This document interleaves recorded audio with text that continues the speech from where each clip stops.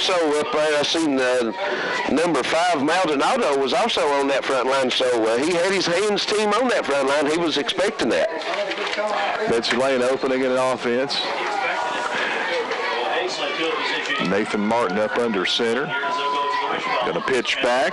Looks like Gerald has it. He goes up the middle and a short gain there. Allen Central not fooled by that, and they were right at home in the middle of the line there. Maybe a half-yard gain. Yeah, Gerald always looking for that cutback against the flow, and he cut back that time and thought he seen a hole closed up very quickly as 3 of the Allen Central defensive linemen smelled him out. Allen Central is a quick team, but they're not a very big team, and Betsy Layne's size worries me as the game goes on. This time Atkins with it, and we've got 3 or 4 defenders surrounding him, and he goes for no gain. Actually, he's going to lose about 1.5 yards. It's going to be back just outside of the 45. It's going to be 3rd and 10.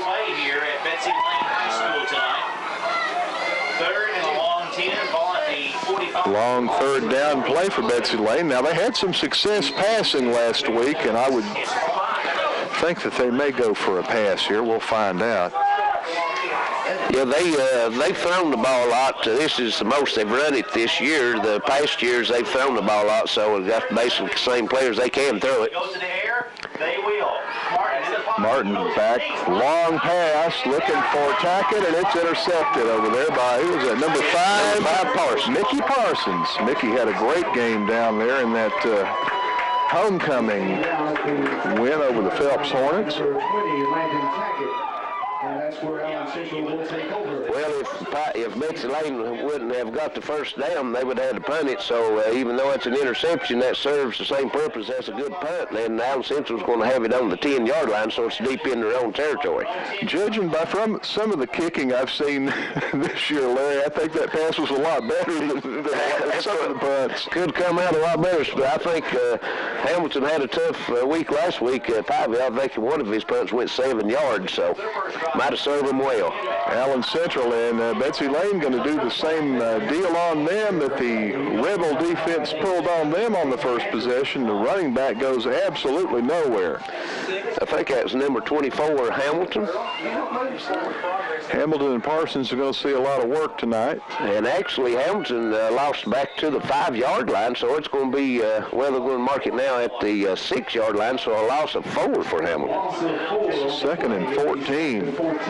He got popped as soon as he got the football, had no chance to get rolling. Well, Betsy Layne has got the advantage as far as size on the defensive line compared to Allen Central's O-line. And Betsy Layne comes charging across. Now, were they drawn off or did they encroach? We'll find out. I think that they was drawn off. They was teed up, ready to go, and they went on the 2 count instead of 1 and jumped them offside. So. 5-yard penalty, remains 2nd down. So that'll make it a 2nd and 9 now after that 5-yard penalty. Oh, Betsy Layne looking to bounce back from a disappointing loss, and Allen Central's got to figure out, like Larry said, a way to do something with Betsy Layne's size, because they're going to try to keep them in tight most of the night here, and they've got the guys that can make the penetration in the middle. That time the running play goes absolutely nowhere once again. That was number 22, Austin Johnson, with the carry. So both teams looking good defensively early. We figured this one would be a shootout, but of course we're just underway, so anything still can happen. And Johnson lost 5 yards on that one, so he lost the penalty yardage back, and it's going to be 3rd and 14 now. Now we'll see what Marcaholo's got up his sleeve, as he had a real good game throwing the football last week. Both these teams can catch you with the forward pass. Going to be a handoff, though. It's going on here to Parsons, and he has nowhere to run, and he's going to get stacked up on the 5-yard line. And he's going to lose about a yard, so 4th down and deep in their own territory. Allen Central has to give up the football.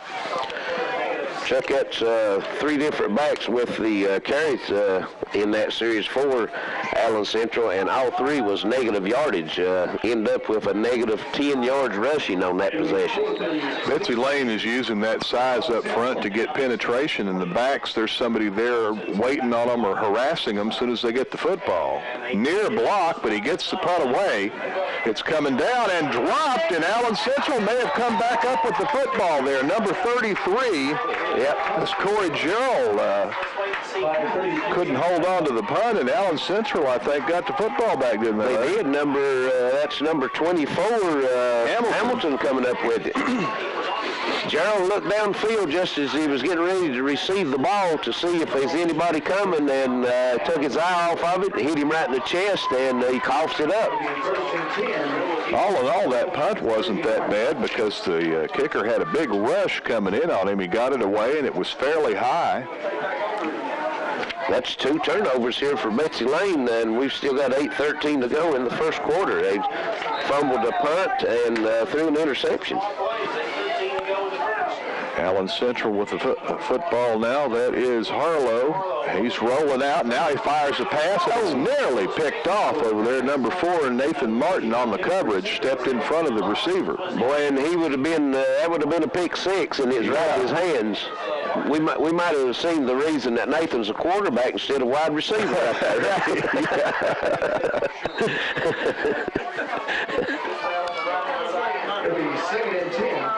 I like that play the Vikings called a couple weeks ago where Favre was the wide out there and caught the football. Just like they was going to throw it to him.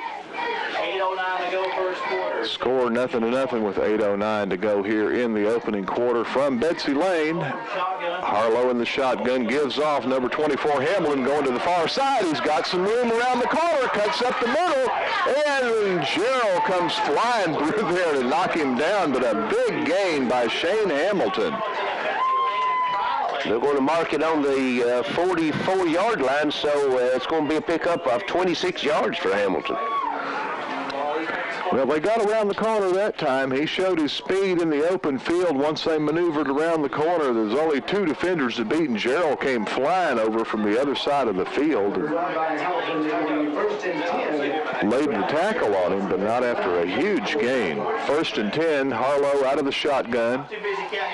Betsy Layne looks like they might try to blitz, but the ball headed off quickly, and the running play may have gotten back to the line of scrimmage. That's Parsons with the carry. They're going to give him a gain of 1, maybe, looks like. Taken down by number 77, Tyler Resnick. And I said, yeah. And he said, that's what I said. Well, they're going to be no gain, looks to be.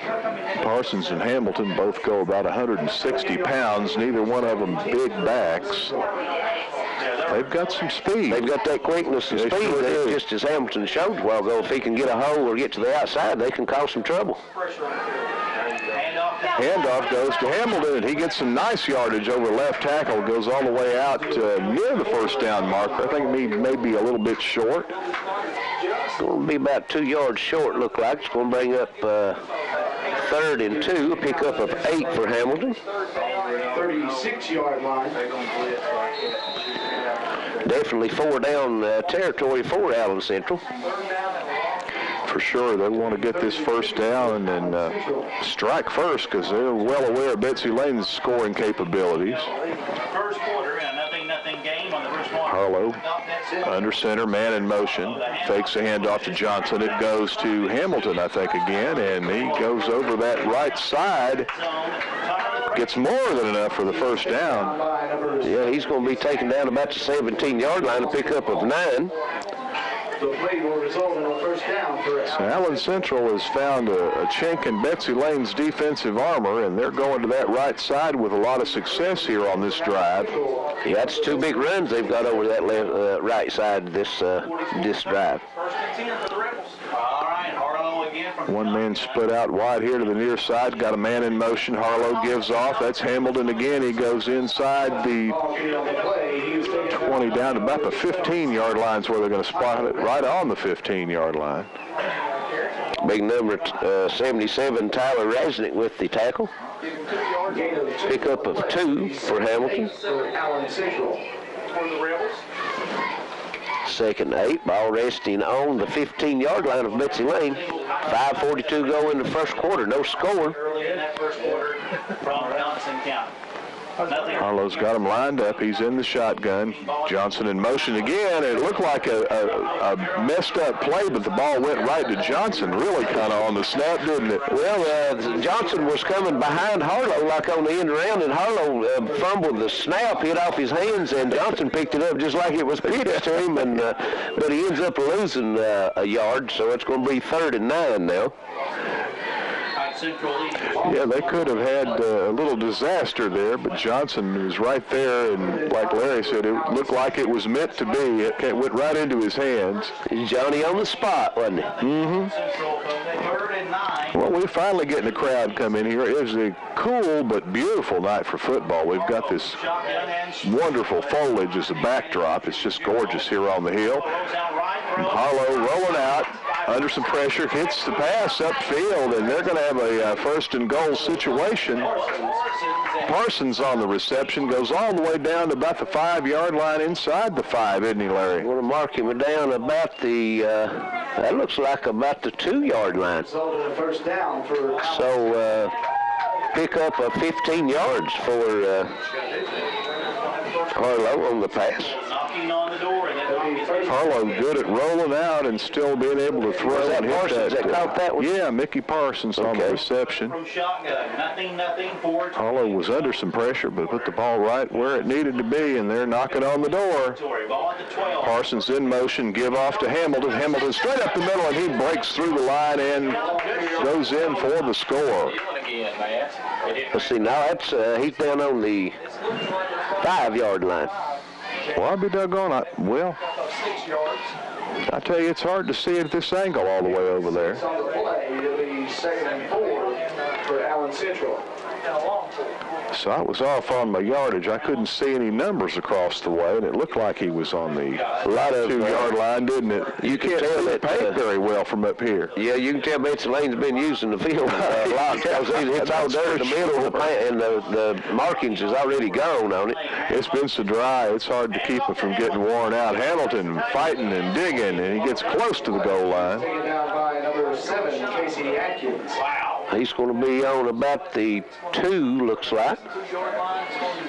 They can pick up a 1st down before they get into the end zone. The 1st down yard to gain is on the 1. The ball's on the 2, so we'll pick up a 1. It'll be 3rd and 1 for Allen. 3rd and 1 for Allen Central, or 3rd and 2 for a touchdown. Ball closer to the 3-yard line on the spot. Fast-moving first quarter, down to 3 minutes to go in the first quarter. Both teams like to run the football, and that'll eat up the clock, and so far we've had no timeouts called.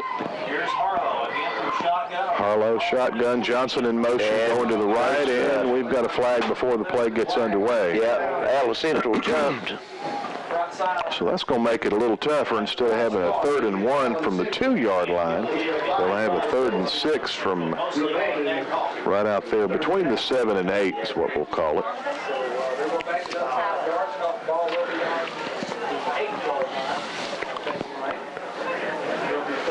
Well, our other crew's got a big ball game tonight. Well, they got Pike Central and Sheldon Clark. Pike Central and Sheldon Clark at Sheldon Clark, and if Pike Central wins that game tonight, there'll be a 3-way tie for first place between Sheldon Clark, Pike Central, and Belfry.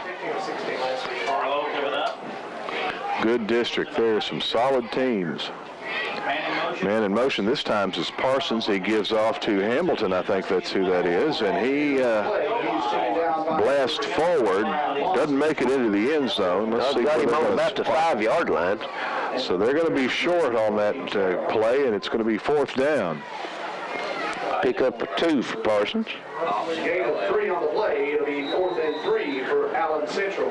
I'm having a hard time picking up what yard that ball's on because it's right there in the dirt part of the field. Yeah. There's nothing there to mark it. 4th and 3 from the 4-yard line, 4 yards away from pay dirt, 3 yards from, this is a big defensive stand here, and Allen Central spreads them out all across the field. No backfield, got 5 wideouts in formation, and pass knocked down by, that's number 20, isn't it, for Betsy Layne? Landon Tackett on the defense there on Harlow's pass. He had 5 guys out, but Betsy Layne played it well. Right.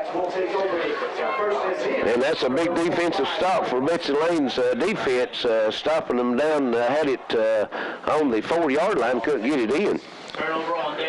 Got to be disappointing for Allen Central, and now they're going to have to come out here and see if they can do what Betsy Layne was able to do to them last time. Allen Central had to start out deep in their own territory and punted the ball out of that, right around the end zone, I guess, and Gerald couldn't hold on to the punt. Allen Central lucked out, got the ball on the fumble recovery and took it all the way down, but couldn't get it into the end zone.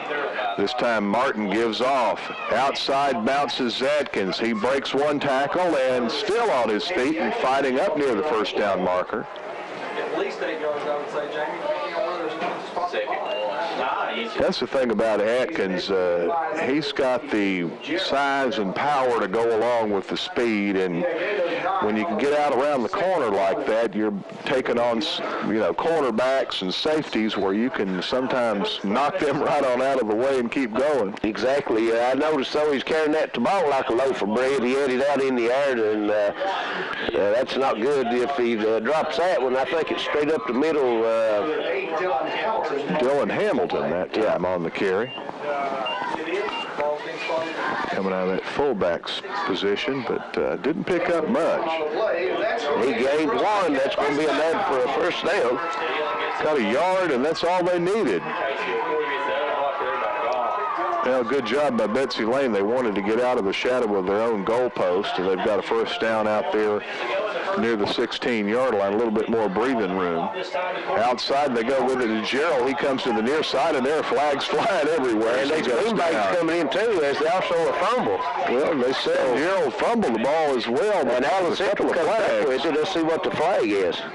If that's a hold or something, Allen Central will keep it. Of course, it could be a face mask on the tackle, maybe. We'll wait and see the official call here. Face mask. Betsy Layne's going to keep the ball. So big break for Betsy Layne. Yeah. I tell you, Gerald's having a little trouble holding on the ball, but it's cold and dry, and your hands get like powder. And I know mine get real dry this time of year, and it makes it a little bit more difficult to hold on to things like a football. It's awful slick. But he could have been reaching for the wrong thing. You just never know. Betsy Layne catching a break there on that face mask penalty. Yeah.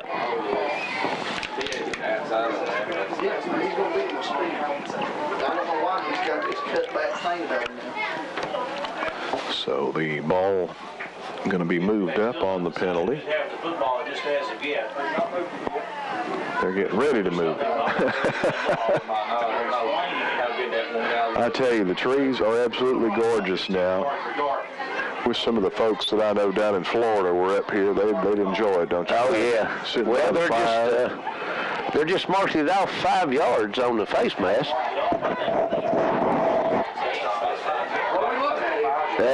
Might have been a horse collar. Well, I think that's a 15-yard penalty too, so I'm not sure what it was. But anyway, it remains first down and 3. To Adkins, it looks like that time, as he goes over the left tackle area, and I think he's got enough for the first.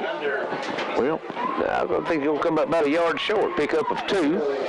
Allen Central was backing up there like they had given it up.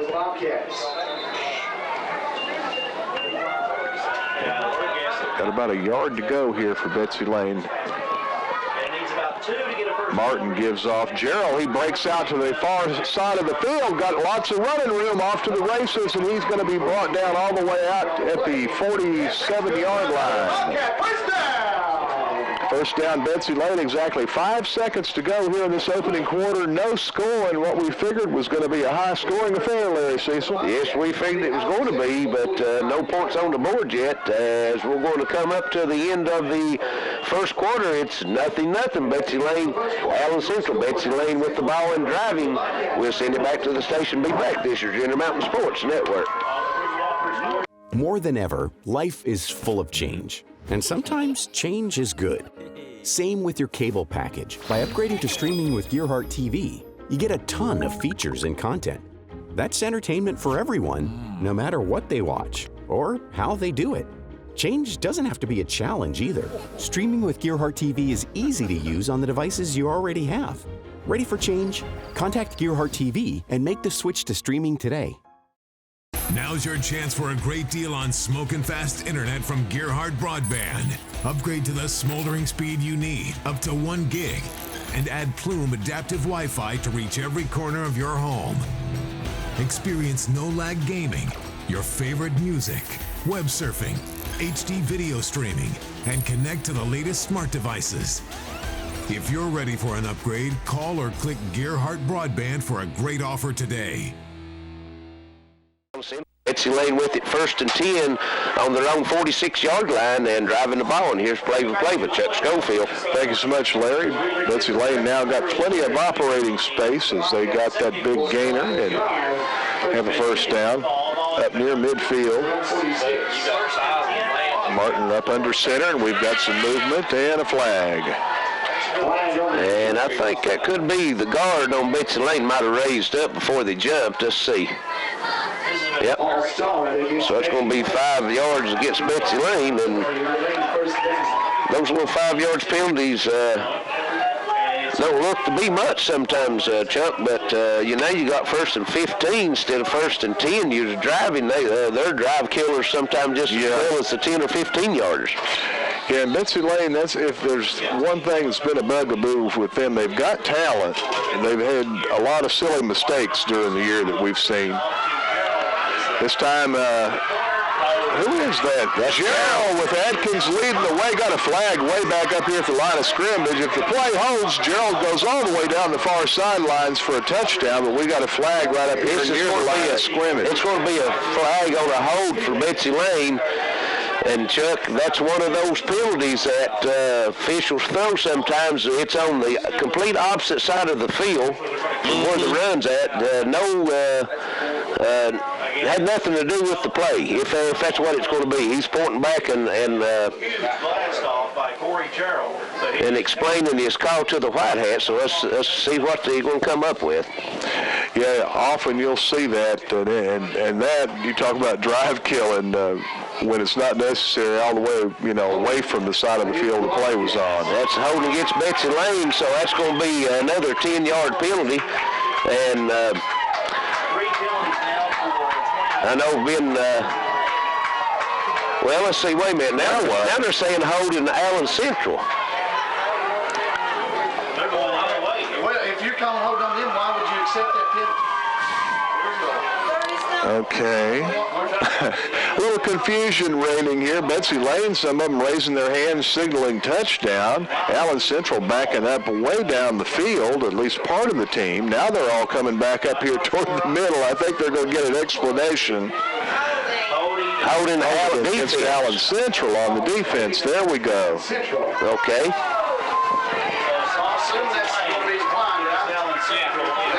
And that'll be declined, and it's going to be a touchdown. So the play by Gerald does hold up, and he scampers that's 53 yards, wasn't it? They got the 5-yard penalty, so there's a 58-yard touchdown run by Gerald. So great run by Gerald, and he puts Betsy Layne on the board early to start this second quarter out 6-0. And of course, they'll be going for the extra point. Dylan Hamilton going to try to boot it through for the Bobcats. And we're about ready to see that extra point or hear about it. Snap down, kick is up. It's in the air.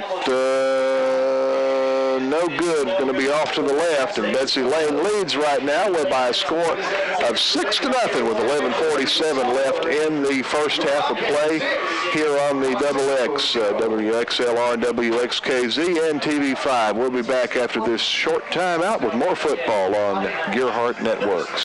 My family means everything, and I'll do whatever it takes to make sure they're safe in our home.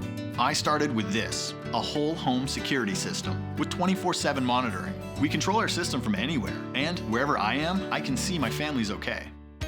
You'd do anything to protect your family. Start with this, a smart home security system from Gearhart Security. Call or visit GearhartSecurity.com to learn more. smile, girl. Act like you like each other. This is our Chicago. Stop! We're gonna enjoy every minute of it. You two, coming or what? Hey, wake up, brother. It is payback time. It's bigger than the two of us now. You gotta decide for yourself who you gonna be. The Bellator cage has landed.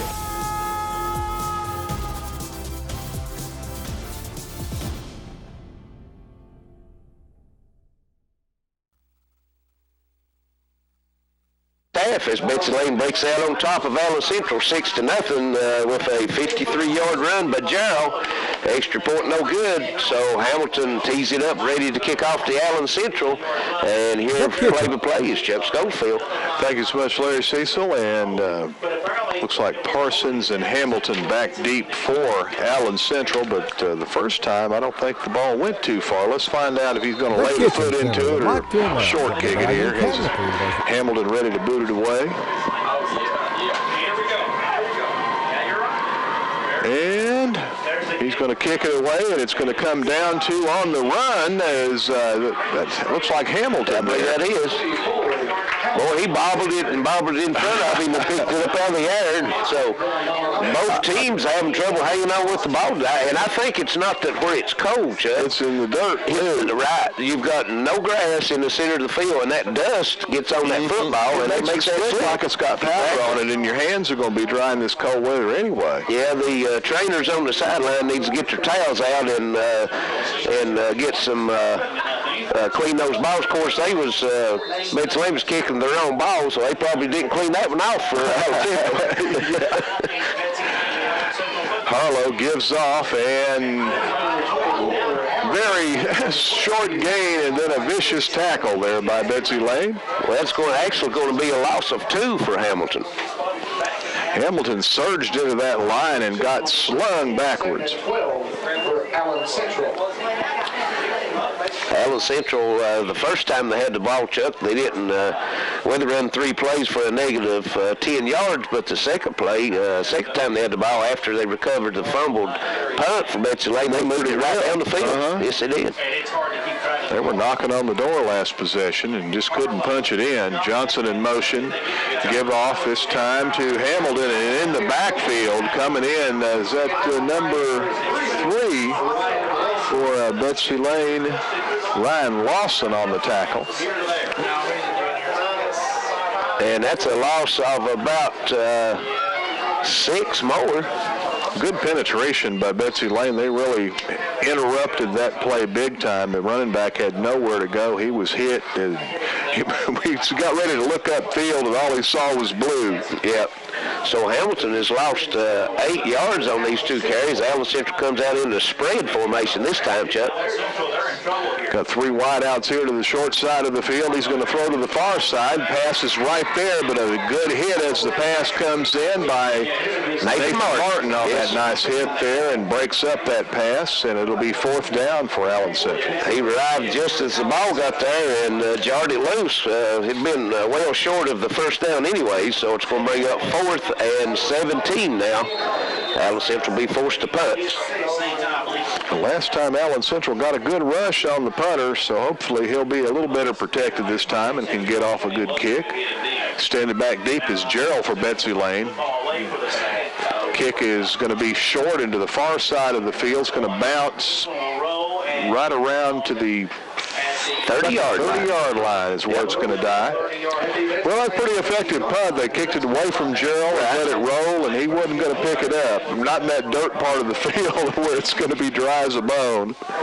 Got some dust clouds going out there tonight. So with 10:03 to go in the first half, 6-0, Betsy Layne on top. They'll take the ball over 1st and 10 from their own 30-yard line. And there are no hands. Kind of like the pitchers in baseball that had, I'm trying to think who it was now, was Gaylord Perry or Phil Necro or one of them had that puff pitch where had so much rosin on the ball when it came out of their hand, there was a cloud around it. Right. Martin gives off, comes to the near side with it with Atkins. Atkins to the 40, up to the 45, midfield, 40. He's off to the races, got one man to beat, and and he's going to take it into the end zone for the score. He outran number 5, Mickey Parsons. Last man to have a shot for him, at him for the Rebels. 70-yard touchdown run by Casey Atkins. Gerald out there providing some interference as they both block real well for each other, Larry. They're very unselfish in that respect. And get this, Chuck, Gerald has 3 carries for 80 yards and a touchdown. Adkins has 4 carries for 80 yards and a touchdown. So we're seeing some of that high-powered offense, and we know that the Bobcats can put the numbers up. Allen Central, though, has moved the ball well. They just can't get it in the end zone so far. From Hamilton. Yeah, that last pass that Harlow threw was right on the money, but that big hit kind of just separated the receiver from the ball. But like you said, that not enough for the first down. But Allen Central, they can throw, so I expect them to start a little bit more of that. The kick is going to be blocked as the snap came down, hit the ground. They didn't get it set up in time, but the defense got in there on them. 9:49 left to go here in the first half of play. The score now, Betsy Layne 12, Allen Central nothing. We'll be back after this timeout on Intermountain Sports.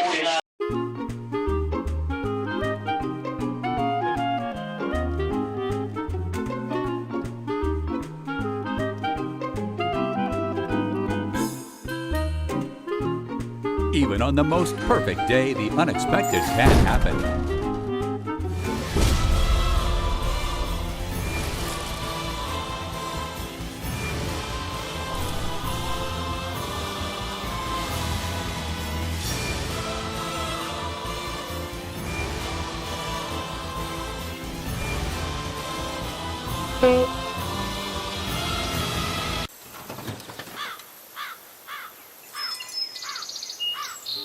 But with just one call to their local Red Ribbon expert at Overhead Door, they can get their garage door fixed or replaced in a jiffy. The genuine, the original Overhead Door for all of life's little ups and downs. Welcome back here to the Hill as Dylan Hamilton getting ready to boot away. And it's going to be a short kick this time, and it's covered real well there right at the 49-yard line by number 8, Cameron Hamilton, one of the up-backs for Allen Central, and they'll have great field position, Larry. Yes, they will, and I don't know if that was an intended onside kick or Hamilton just missed the ball, but if that was an intended kick, I didn't understand that play because you just put 2 quick touchdowns up, going up 12 to nothing. Yeah. 9:46 to go in the first half. You know, you kick it deep and take your chances before your kickoff team stopping Allen Central, make them drive the field, don't give them a short field. Yeah, I called it entitlement special teams. You're giving, away a lot of yardage. I would kick it away and make them earn it. Exactly. Make them drive the doggone thing 80 yards. Exactly. And Harlow and nowhere to go, smothered by 3 defenders. Right on the handoff was Hamilton. Yeah, that's the last 2 times that Allen Central's had the ball, their front lines had a lot of holes in it. Betsy Layne's defensive front's starting to dominate the line of scrimmage now. Austin Hall, one of the men in there, along with number 3, Ryan Lawson on the tackle. Timeout being called by Allen Central. We'll just keep it right here. Who was the ball carrier there for Allen Hamilton. Was it Hamilton? Well, we can thank our sponsors while we've got a little timeout, can't we? Exactly. That's a loss of 4 for Hamilton. Sponsor list here. There we go. The last, Chuck, that makes the last 3 times Hamilton has touched the ball, he's lost 12 yards. Yeah, we kind of saw that with Gerald and Betsy Layne last week. Right. They had some early success, and then the defense kind of figured things out and bottled him up the rest of the night. Exactly. Well, we want to thank all these fine sponsors for bringing you high school football on the television and radio on Intermountain Sports. First Choice Auto Sales of Prestonsburg, the Charlie Pinson Insurance Agency on 2nd Street in Pikeville, Dr. Brant Johnson of Pikeville, Hilton Sales and Rentals down in Ivell, Kentucky, Morgan McClure Chevrolet of Coburn, Virginia, Greg Dameron Furniture on the Boulevard in downtown Pikeville, the Pikeville Medical Center, State Farm Insurance, Jennifer Reynolds, your State Farm agent, Castle's Jewelry and Gifts of Pikeville, East Kentucky Auto World in Harold, The Respiratory Plus of Pikeville and Appalachian Wireless, where you always get more at your Appalachian Wireless store. And I think we covered that timeout just in time as both teams ready on the field and squaring off across from each other. Harlow in the shotgun, one back near him, and no snap comes, and we've got a flag. Well, everybody got the count except the center on that one. Everybody was moving around, and the ball never moved. Yeah, the center's the only one that didn't move, so a little bit of miscommunication there. That's going to be a loss of 5, so that's going to make it now 2nd and 19 for Allen Central. They do have 2 so far tonight. Betsy Layne has 3 for 20 yards. All right. 2nd and long for Allen Central now, as Larry said. 2nd and 19. Harlow in the shotgun, same formation as last play. Gets the pass out here quickly to a receiver. Looks like number 14, Sheldon Rice, on the catch. Picks up, let's see, about 8 yards. Going to be 3rd down and 11 for Allen Central, right around the 49-yard line. Let's see, well, they're going to mark it right at the 49, so that'll be a pickup of 9, because it was 2nd and 19. They've actually given him almost 10 yards on it, because they're about a half a yard in front of the down marker. 3rd and 10 for Allen Central.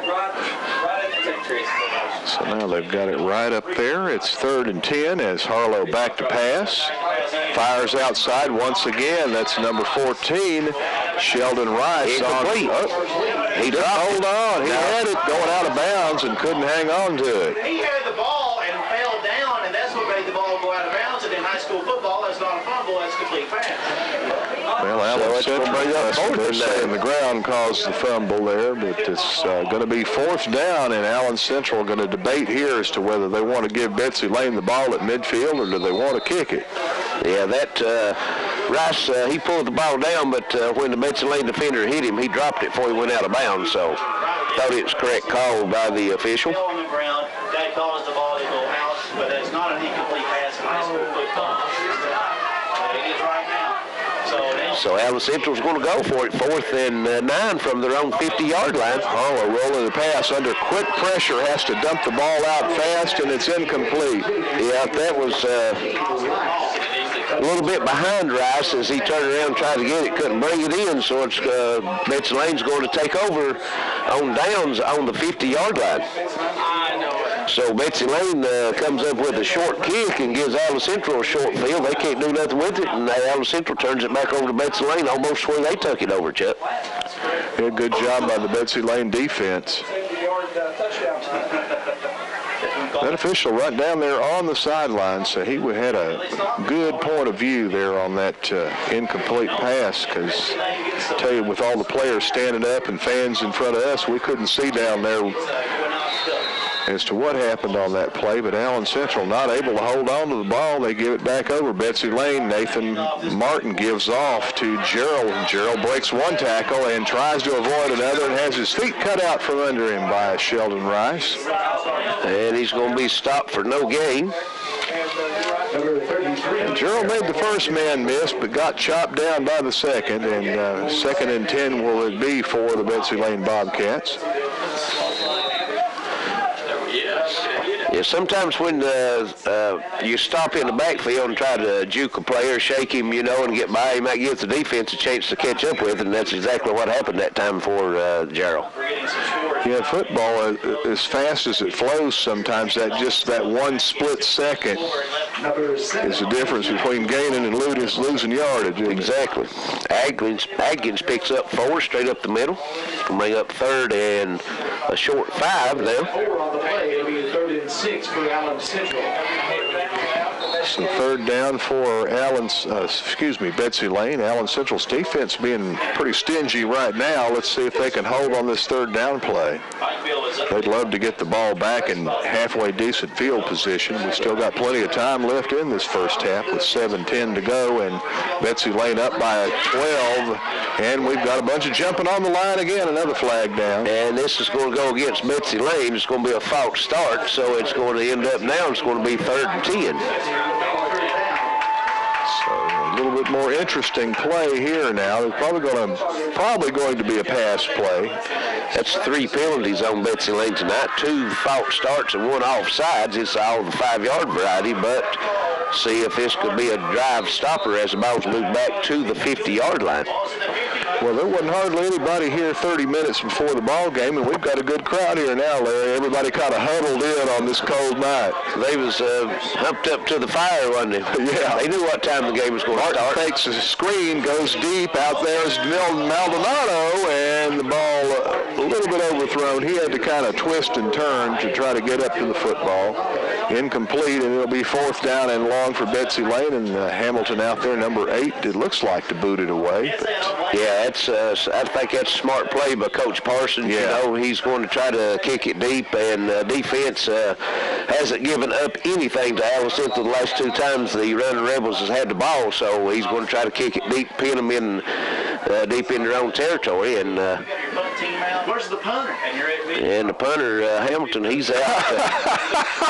I thought he was going to go under center. You know, he is a player. What here? Yeah, he's going to kick it, and he gets a low, wobbly kick, but it has good effect as it keeps rolling and rolling all the way down to around the 12-yard line, and we got a flag down.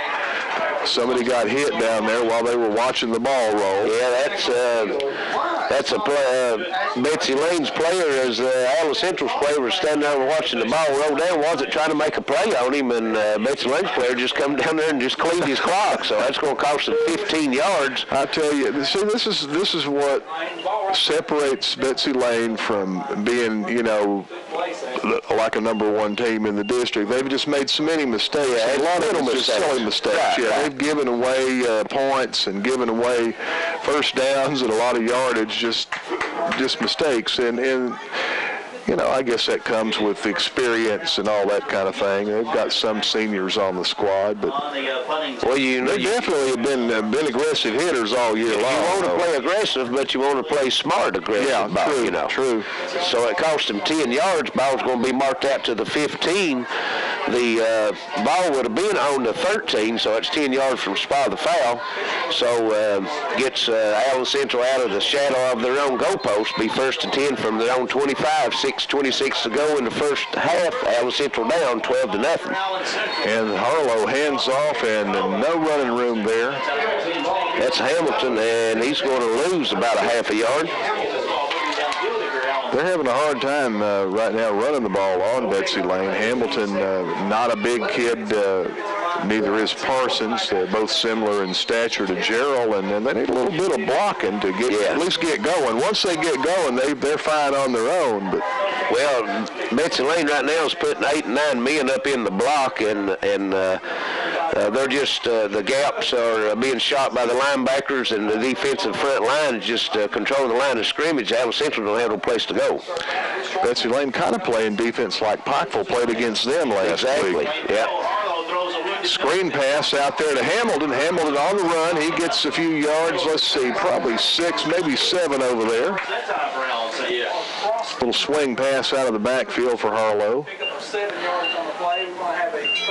He's been getting rushed too much to really drop back and let one loose. So these little short screens and dump-offs across the middle could benefit Allen Central. Exactly.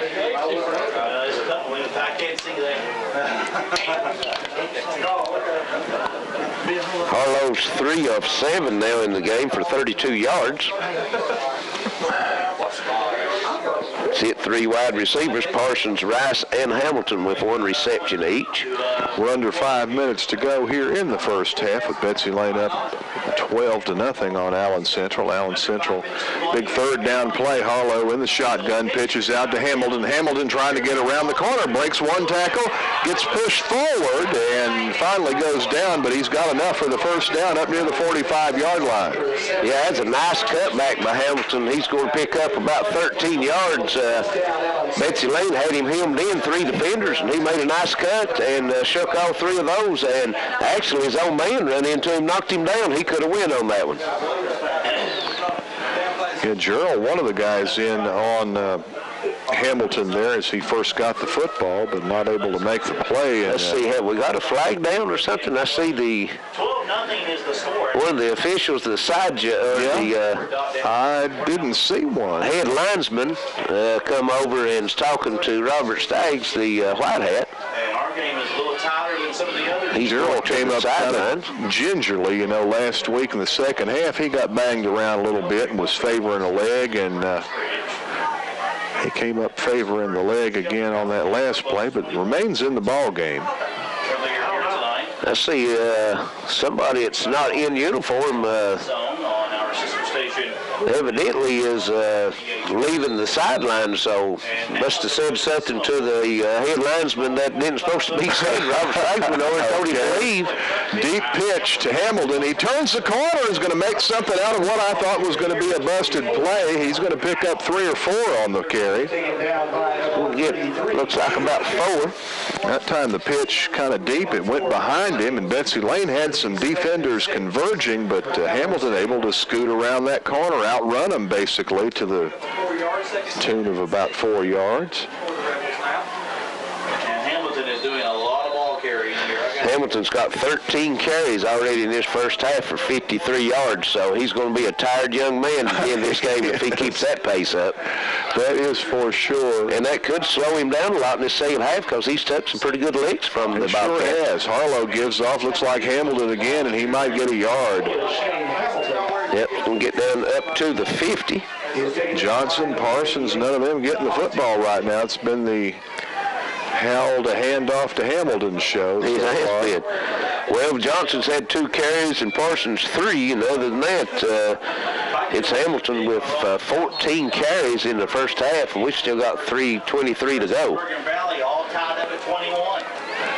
Allen Central trying to just ram the ball down the field.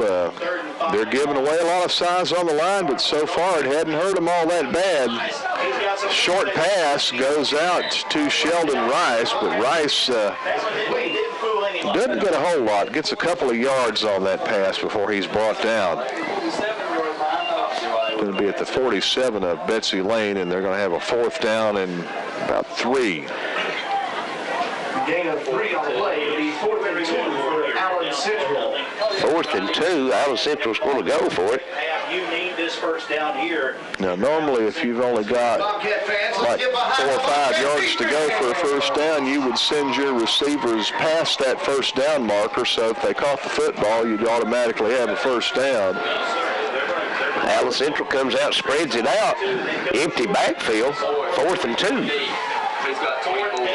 Man in motion is Hamilton. He gives off to Hamilton. Hamilton goes far side, and we got a flag before the play really gets going. And it's going to be a false start. So that's going to back Allen Central up 5. Now it's going to be 4th and 7. Back on more difficult. Yeah, back on your side of the field now. So that could change the decision of Allen Central. Both teams making some costly mistakes at inopportune times. That's 5 penalties against Allen Central, and this is one of the 5-yarders that we talk about that could stop the drive. They're still going to look like they're still going to go for it. Harlow went over to the side. Didn't mark it off 5 yards, Chuck. It was 4th and 2 on the 47. Now it's 4th and 6 on the 49. Should have been marked back another yard, looks like. Harlow in the shotgun, got 5 wideouts. Quick pass, and boy, what a hit by Atkins. He leveled the receiver. I think he held on to the ball, though, but number 2, Junior Handshoe, who only goes like 120 pounds, he got decked on that hit. And evidently held on the ball. They're saying they're marking the ball down right at the 45-yard line. And if that's the case, it's going to be a first down Allen Central. Big hit by Atkins there, and the receiver. Yeah, I know he was trying to separate him from the ball and keep them from getting the first down, and the receiver, and he got drilled, held on to the ball. It was a clean hit. Handshoe caught it, had to reach for it, and just as he turned to go upfield, Casey Adkins, who's 6'4", 215, brought it all when he hit Handshoe, and the young man's still down. Can't see where the ball is marked at right now, but the yard marker looks from the other side of the field, looks like about 2 inches across the line, and the way they initially marked the ball, it looked like the nose of the football was right on the 45, so it could come up a couple inches short here. Yeah, the referee down there, he's got his foot right on that white stripe, exactly. Larry? And if you notice the yard marker on the other side, from where we're looking at, it looks 2 or 3 inches in front of that line, so could come up a couple inches short. I'm sure they'll call for the measurement and look at it.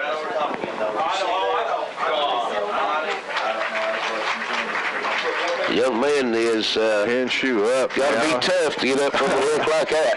Yeah, he got caught square in the shoulders and chest and got drilled. Probably had the wind knocked right out of him and then popped on the ground. But he is up, and most of these kids are like Timex. They take a licking and keep on kicking. Yeah.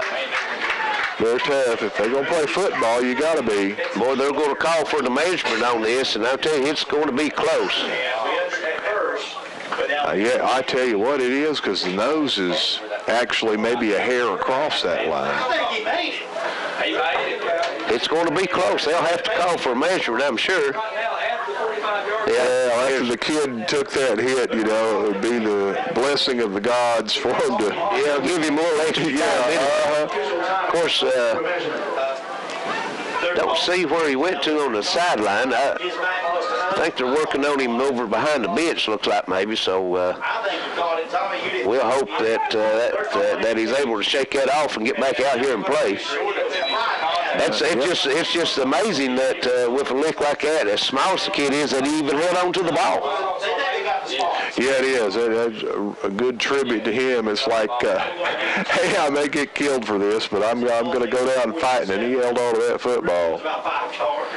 And let's see, here they're getting ready to stretch the chains, and it's going to be first down, just by the nose of the football by 2 inches. 1:41 to go in the first half, and Allen Central comes up with a big first down on a 4th and 7 play. Ball resting right on the 45-yard line of Betsy Layne. Got plenty of time, and this keeps the ball out of Betsy Layne's hands as well. So, minute and 41 gives them time where they can run a couple if they want to, and also mix in the forward pass. Harlow's has got a good arm on him. He's pretty accurate with his throws. I mean, most everything he's thrown tonight has been pretty close. Yes, it has been. Nice spiral on it. Harlow in the shotgun. He's got 4 wideouts to the near side. Pitches out to Hamilton. Hamilton looking for running room. Can't find any as Casey Atkins slices through on the defense and grabs him by the ankles to wrap him up. And he's going to lose 3 on that one. Second and long, 1 minute and 3 seconds and counting, 2nd and 13. Chuck, this is a big stop for Betsy Layne if they can keep Allen Central from scoring, because they're up 2 scores. Allen Central puts this in the end zone, then they receive the kickoff to start. I don't know why Allen Central hasn't called a timeout. I would be trying to do a little something to score, maybe even just a couple of throws downfield deep. They've got 2 timeouts left. Yeah. Use one of them. Now he's got wideouts all split to the far side of the field. The man in the backfield is Hamilton. A quick pass is over the head of the intended receiver over there. I think that was Rice again. Yeah. Tried to use a little bit of misdirection on that when they put 3 receivers on the left side of the field, and they tried a quick hitter over to the right-hand side. That time, Rice, even if he would have caught the football, there was a defender right on him, and it would have been a short gain. He would have left would have been a 3rd and about 8 situation had he caught the football.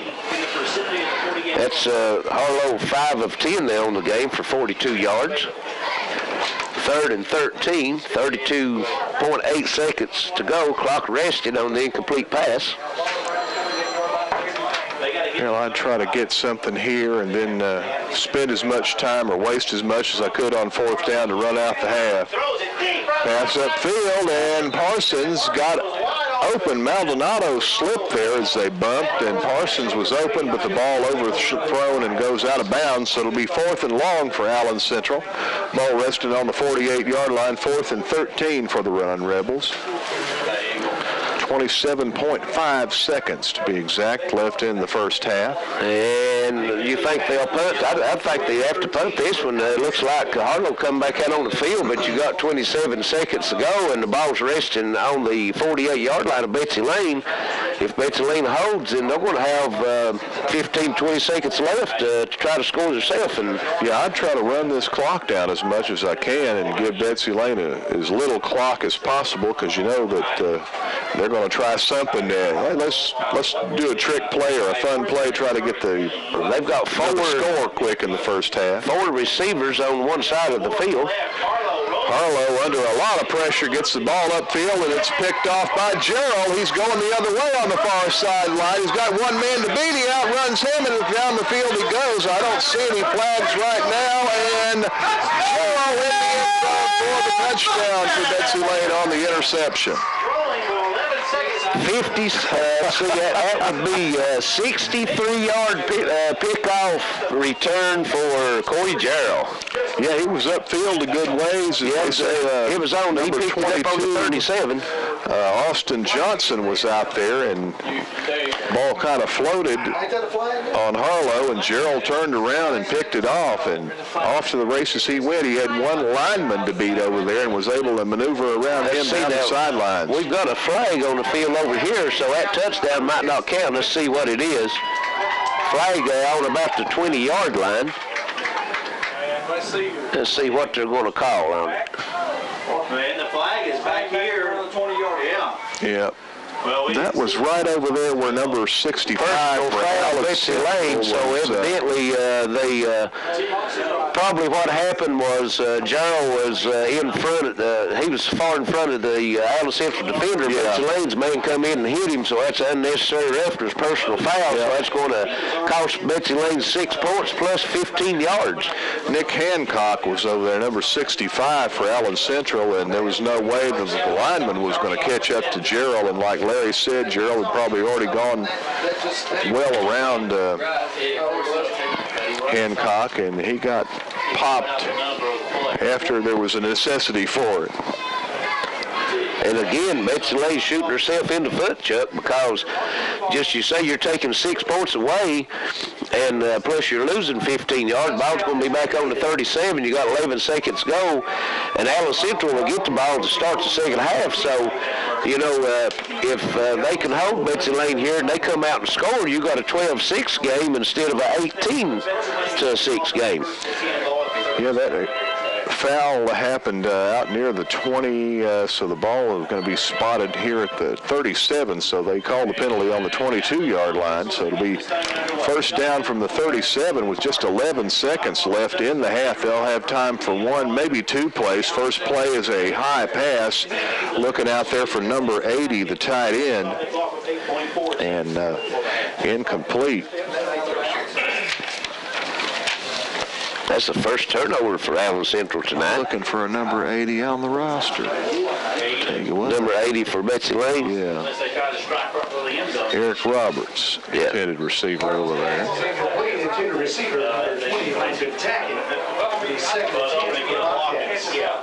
Landon Tackett and Hamilton both out on the pattern. A long time holding the football, and then a pickoff by Allen Central on the throw. It's going to be picked off right up around the 14-15-yard line, so the half will end on that interception. Nathan Martin scrambled around and burned up most of the rest of the clock and then heaved it downfield. To no avail, no score done by either side here before the first half ends, and we end up with a 12-0 Betsy Layne lead over Allen Central. We'll go ahead and take it back to the studios, and then when we come back, Larry will have some stats and some good insight for us on the first half of play.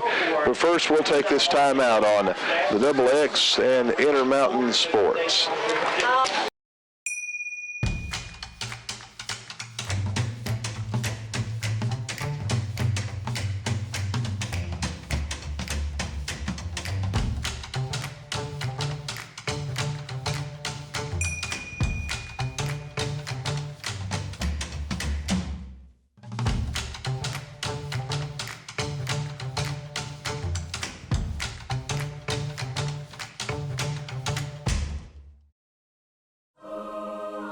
Not everyone gets this excited when they discover the joy of Gearhart TV. But it happens. It's kind of a thrill to see every channel in HD. Go back in time with Replay and Restart TV. Record to the cloud. And watch TV everywhere on any device with no set-top box. Your excitement may vary, but there's a lot to cheer about Gearhart TV. Available now. Visit mygtv.com now to sign up. Welcome to your new streaming TV service with Gearhart TV, where you can access your cable TV on any device right alongside your other favorite streaming video apps.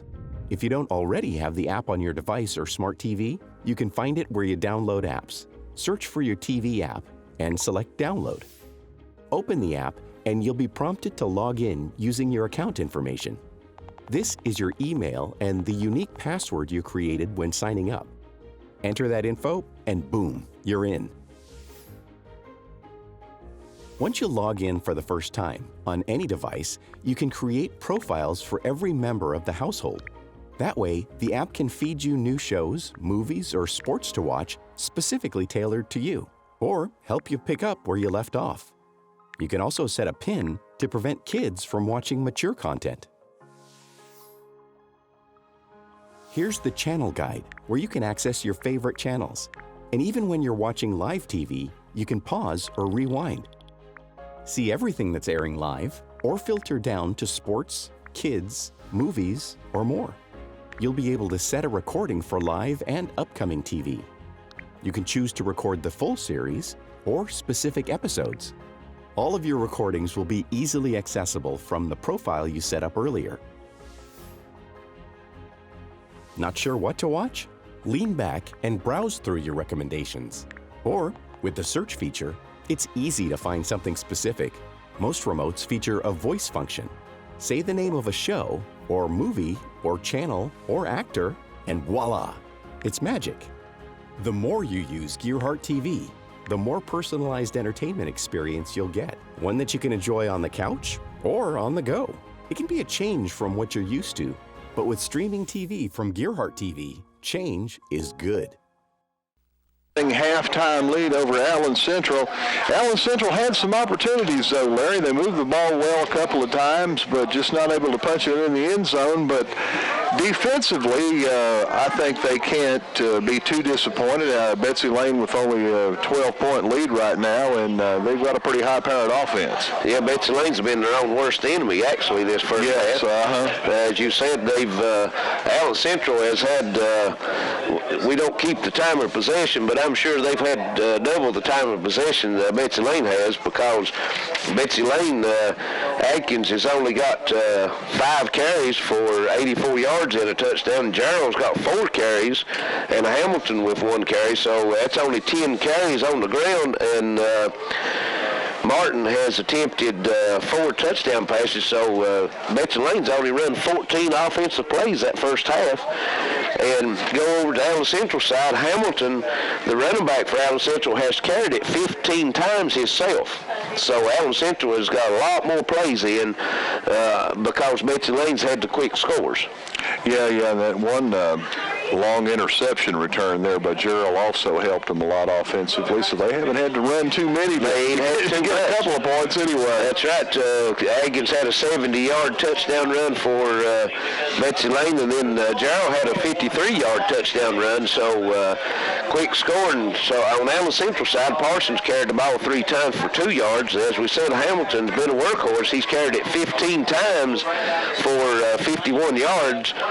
Johnson carried it 2 times for a -6 yards. Harlow, he's 5 of 12 through the air for 42 yards and an interception.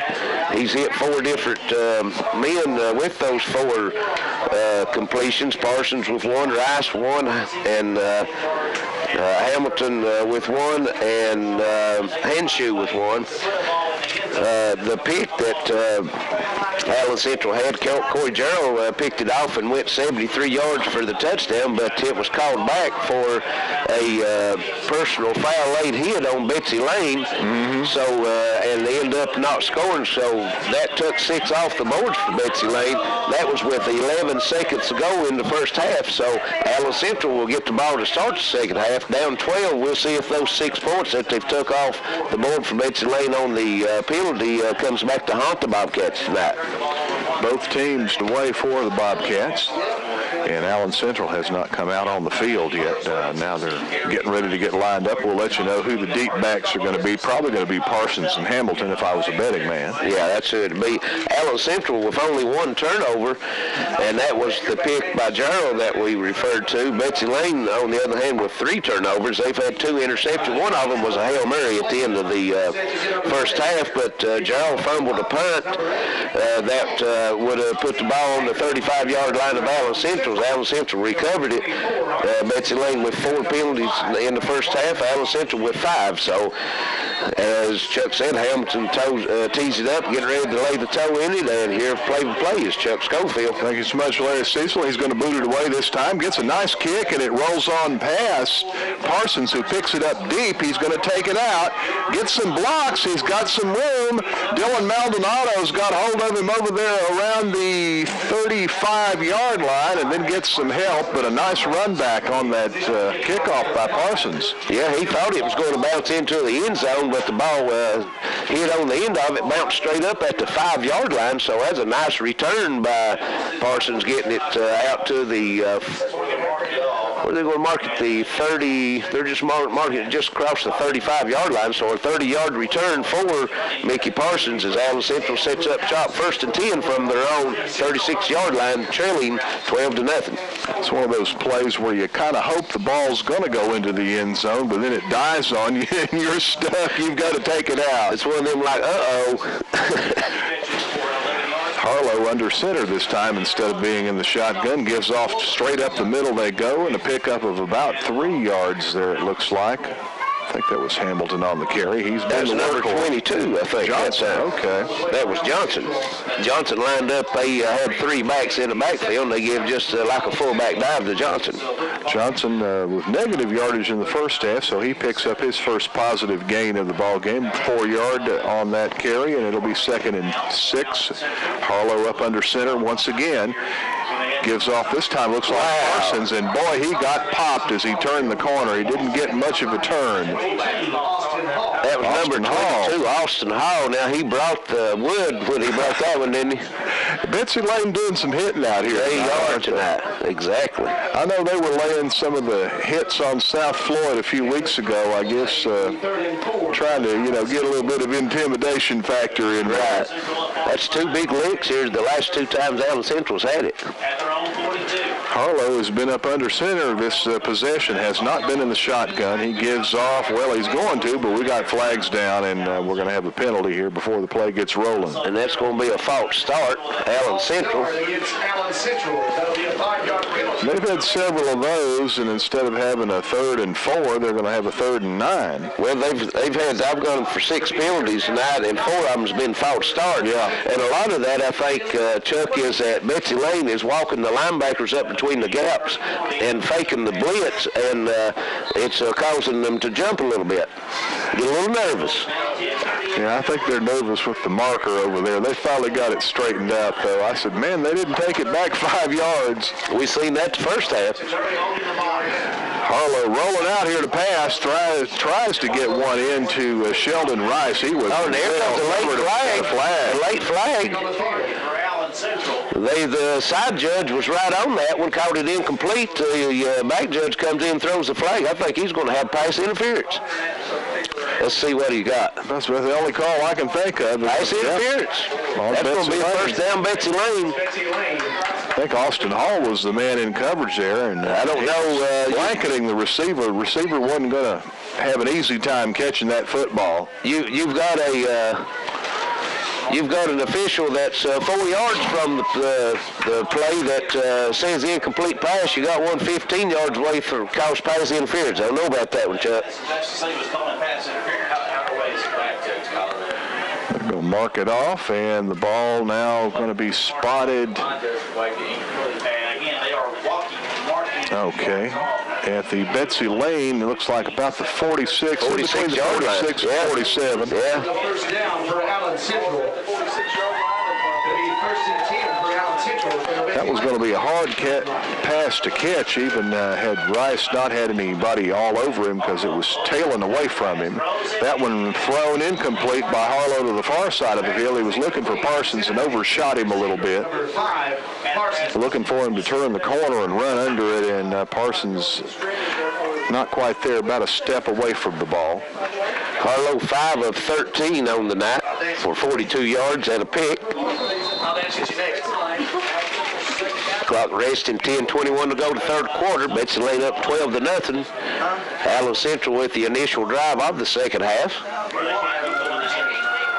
Harlow up under center once again.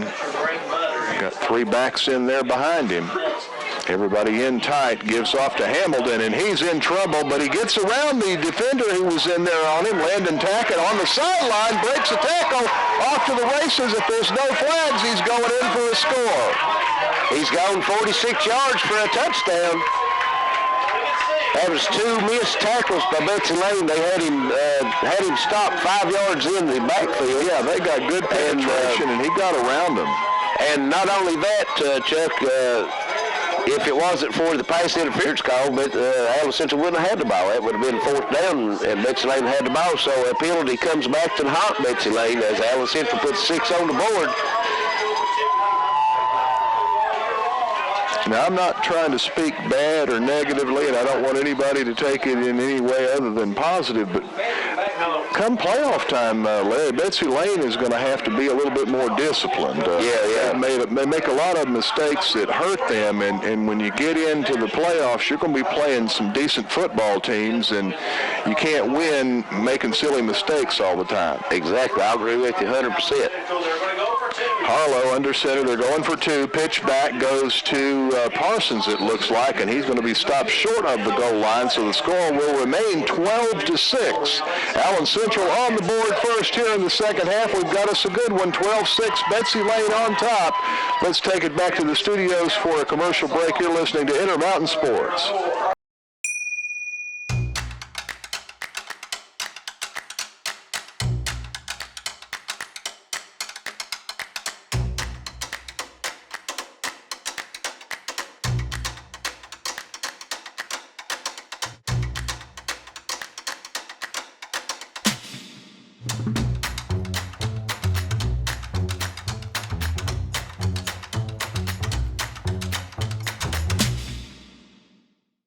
When life's unfortunate events happen, we sometimes see people at their worst. That's why we make it our goal to give them our best. If you've been involved in an auto accident, have a workers' compensation, Social Security, or SSI claim, you need an attorney with proven results. You need John Earl Hunt. I'm attorney John Earl Hunt. I believe in the U.S. Constitution, and I support the American flag. I'm a country lawyer. I'd be honored to represent you in your case. I'll treat you right. I'll do the best I can to help you. Takes the goose egg off the board as Hamilton takes it in from 47 yards out on a big TD run, and that 2-point conversion was no good. 12-6, Betsy Layne on top. Allen Central preparing to kick the ball off to Betsy Layne. That's Maldonado, and I believe that's Austin Hall back deep for the Bobcats, and here's Chuck. Going to be a short, bouncy kick, and it's taken by one of the upbacks. It's number 24, Zach Bowens, it looks like, for Betsy Layne. Yeah, smart play by Bowens as the ball was bouncing on the ground. He didn't try to pick it up. He just fell on it, secured the possession for his team. Betsy Layne to take over 1st and 10 on their own 40-yard line. Just a freshman, Bowens, on that recovery of that kick. Yeah, that thing was kind of bouncing around. That would have been a dangerous one to try to field and head up with it. Betsy Layne only ran 14 plays that first half, Chuck. They've had the quick scoring opportunities. Pitch back goes to Atkins. He gets a blocker out front. That's Hamilton, and he picks up about 7, maybe 8 yards over here on the near sideline, and we've got a flag down. Somebody said something as they were untangling. That's going to go against number 20 of Betsy Layne. So after an 8-yard pickup for Betsy Layne, that would have been 2nd and 2. They're going to back it up 15 yards, and it's going to be 2nd and 17 because it was a dead ball personal foul, so the play counts, and then he's going to back them up 15, so it's going to be 2nd and 17 now. Let's see, well, if he caught, he had to be 15-yard penalty. Landon Tackett over there and got into it with one of the Allen Central players. That time, Atkins got a nice block from Dylan Hamilton, number 8, coming around the corner. He tied up his man well enough for Atkins to get a nice gainer.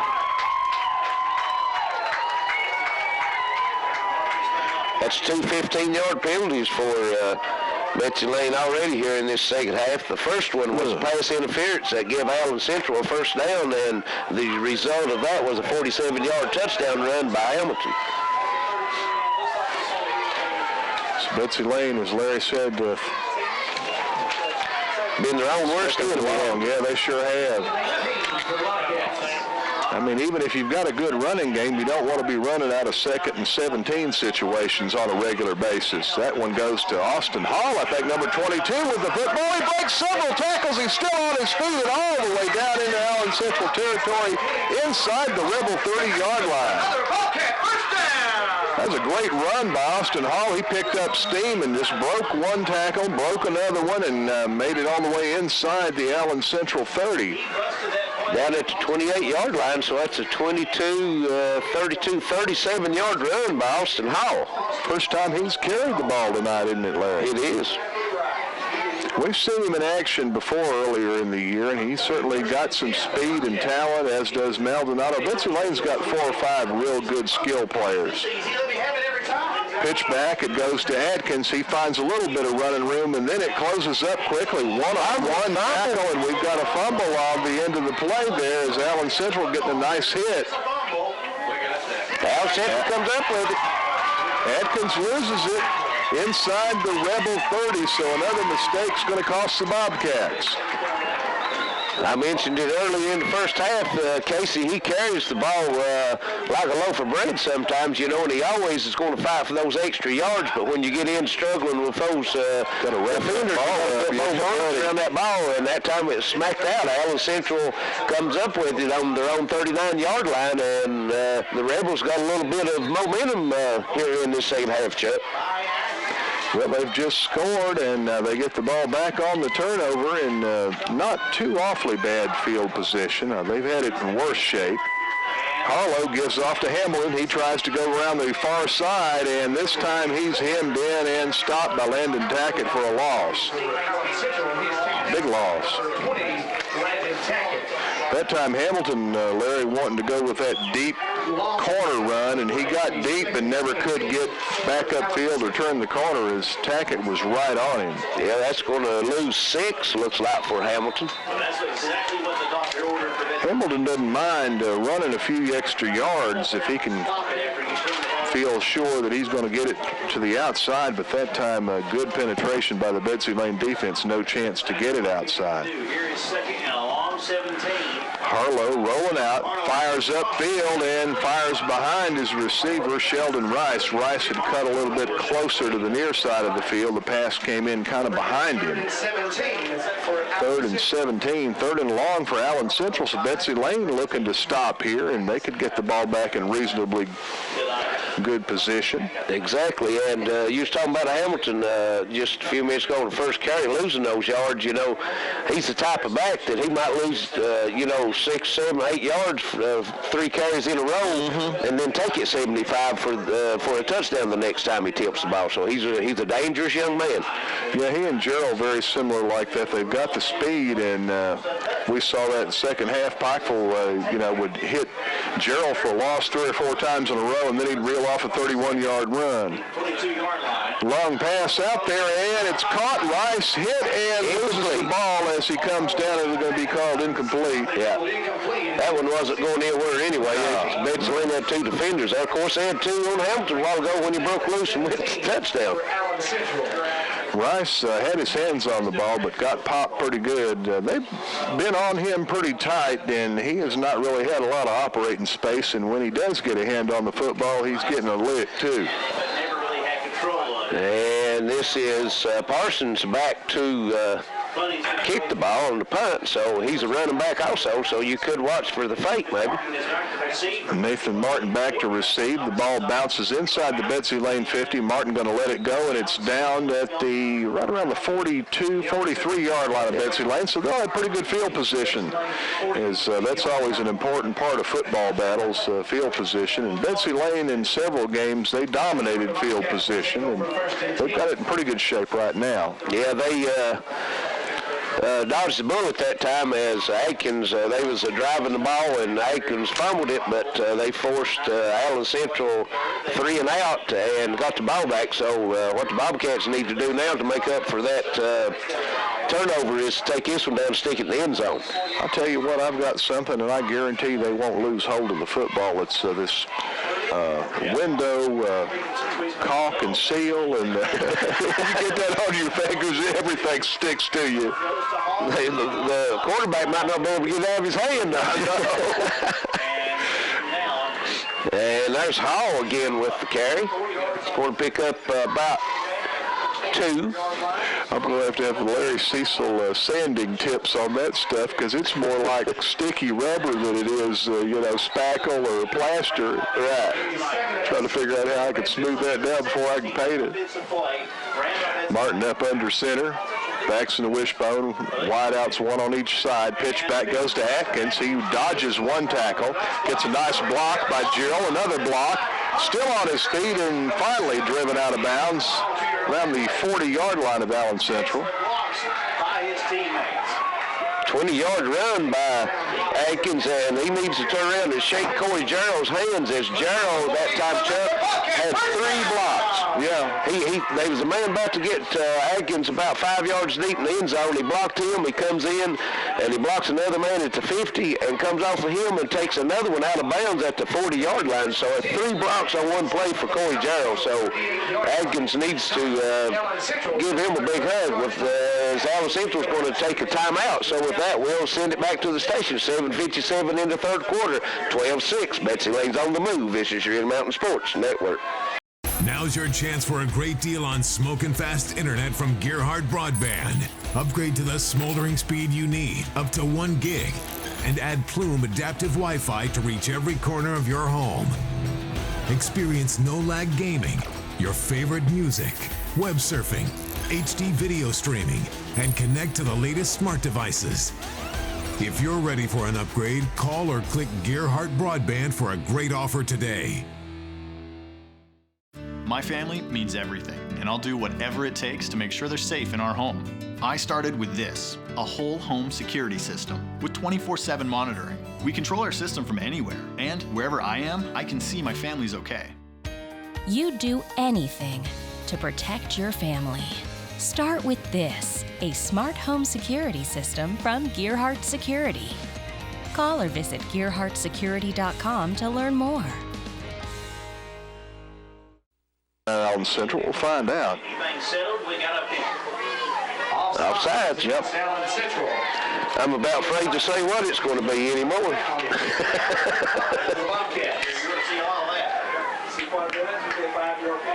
Ben Hanshoe playing the defensive end spot over here. He came charging across before the snap. Now Betsy Layne benefits that 5 yards, and Martin up under center, backs in the wishbone. He's going to give off to Gerald, and Gerald don't have much running room there, folks. He saw a little bit of a hole, and then all of a sudden, guys came from both sides, closed that hole quickly. He might have picked up a yard. Yeah, I think they're going to give him about a yard. 82 yards on 6 carries. No getting on the play. It'll be 2nd and 5. 2nd and 5, so it didn't get much. Gerald with 81 yards on 5 carries. Gerald real good at cutting back and changing directions, but there are a lot of interference in his way. Didn't have any place to run last time. Atkins in the middle. Down to near the 30-yard line. They need to get on the other side of the 30 for a first. Going to be marked at the 31, and it's going to be 3rd and 2 or 3. Looks more like 2 to me. Yep. Yeah, 3rd and about 2. Ball's on the 31. They need to get to the 29. Of course, this is 4 down territory, you know. Maldonado split out near side, Landon Tack at far side. Martin up under center backs and wishbone. Martin on a quarterback keeper, surges forward. He's got more than enough for the first down as they just keep pushing him, and he keeps going. Well, and that's going to be a penalty against Betsy Layne for aiding the runner. And that's going to come back. That's what the call. Robert Staggs comes in for that call. That's a good call. You can't get behind. You can't get behind your man and get him on the back and push him. And that's Betsy Layne had about 2 pushing on Martin, so that's going to be aiding the runner, and that's going to come back, be a 5-yard penalty from the line of scrimmage. Yeah, I think he would have had the first down. But he kept going and going, and it was like kind of like they got a phalanx or something going. They all interlocked and just kept pushing forward. Yeah. The runner against Betsy Layne. Yeah, 5-yard penalty. So now instead of a 3rd and 2, it's going to be a 3rd and 7. 5-yard penalty. It will remain 3rd down. It'll be 3rd and 7. So not quite as a makeable 3rd down. Before, Martin just took it up the middle. Now they're going to have to come up with a different type of play, I would think. That's 7 penalties on the Bobcats tonight. 3 here in the second half, and we still got 6:20 to go in the 3rd quarter. Big 3rd down play on defense for Allen Central. They need a stop here. They'd like to get that ball back. Martin back to pass. Fires to Maldonado. The pass is low, hits the ground, incomplete. Be 4th down. Martin's pass is incomplete, and to the receiver, number 5, Dylan Maldonado. Martin 0 of 5 tonight in the passing game with an interception. Dylan Maldonado well covered, but that ball was a little bit short and low. He wasn't going to have much of a chance to catch it. Yeah, he was well covered that time. Betsy Layne's going for it, 4th and 7 from their own 35, up 12-6. Got Austin Hall split out now, and Gerald 2 running backs, so they've got 4 wideouts in there with Martin out of the shotgun. Adkins blocking for him. Martin going to go on a quarterback keeper, gets all the way down to the 30. It's going to be short. Yeah, he's going to be short. I think he'll be short of a yard. Yeah, I don't think he crossed that 30-yard line. They're going to mark him right there on the 30. I think it's where his knees went down. Yeah. And they're going to be... And it looked like he was trying to hand the ball off to one of his players as he was passing him. It looked like he was going to go down. So I think if he had just lowered his head and just kept his steam up, he could have got close to that first down. 1st and 10 for Allen Central. Yeah, no need to even measure that one. We could tell from across the field that he was about a yard short. So Harlow and the Allen Central offense back out on the field. Give off and not much there. A couple of yards. I think that was Hamilton on the carry, and he didn't get much. Ball carrier number 24. Maybe 2. He's taken down by number 21, Blake Spencer.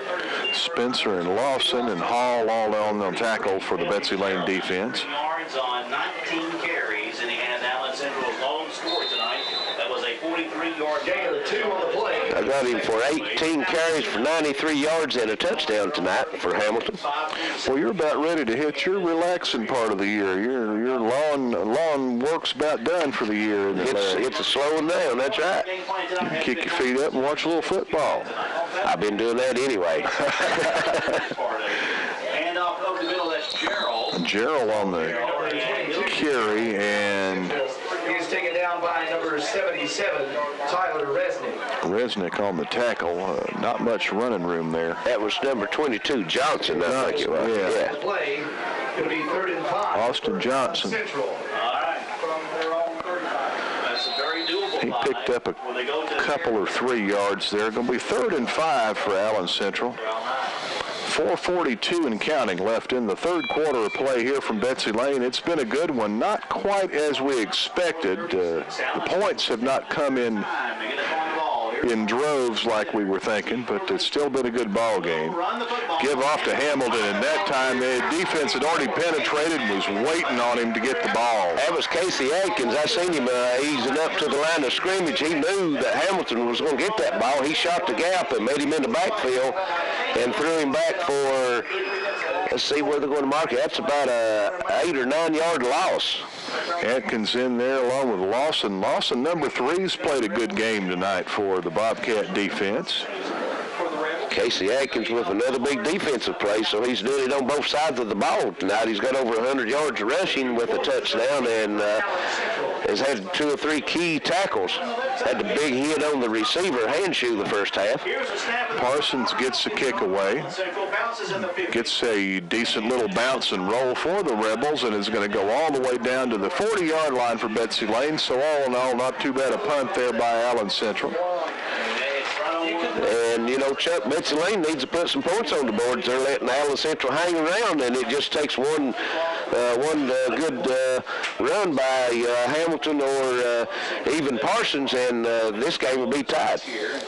Right you are, Larry, and they've been getting the ball in pretty decent field position, but they've just been killing themselves. Well, they had story all season long when they've had difficulties. It's not been that they've been stopped necessarily. They've stopped themselves. Well, you go all the way back to the first half. Right at the end of the first half, 11 seconds ago, Gerald picks one, takes it into the end zone. They get that called back because of a penalty. And then their first drive of the second half here, Atkins fumbled as they was driving. And then you had another first down that they picked up, and Martin they called for 80. Martin brought that one back and turned it over. So they definitely hurt themselves. Going up the middle, that's Corey Gerald. Corey Gerald on the carry. Gets about 3 yards of tough running before he's knocked back.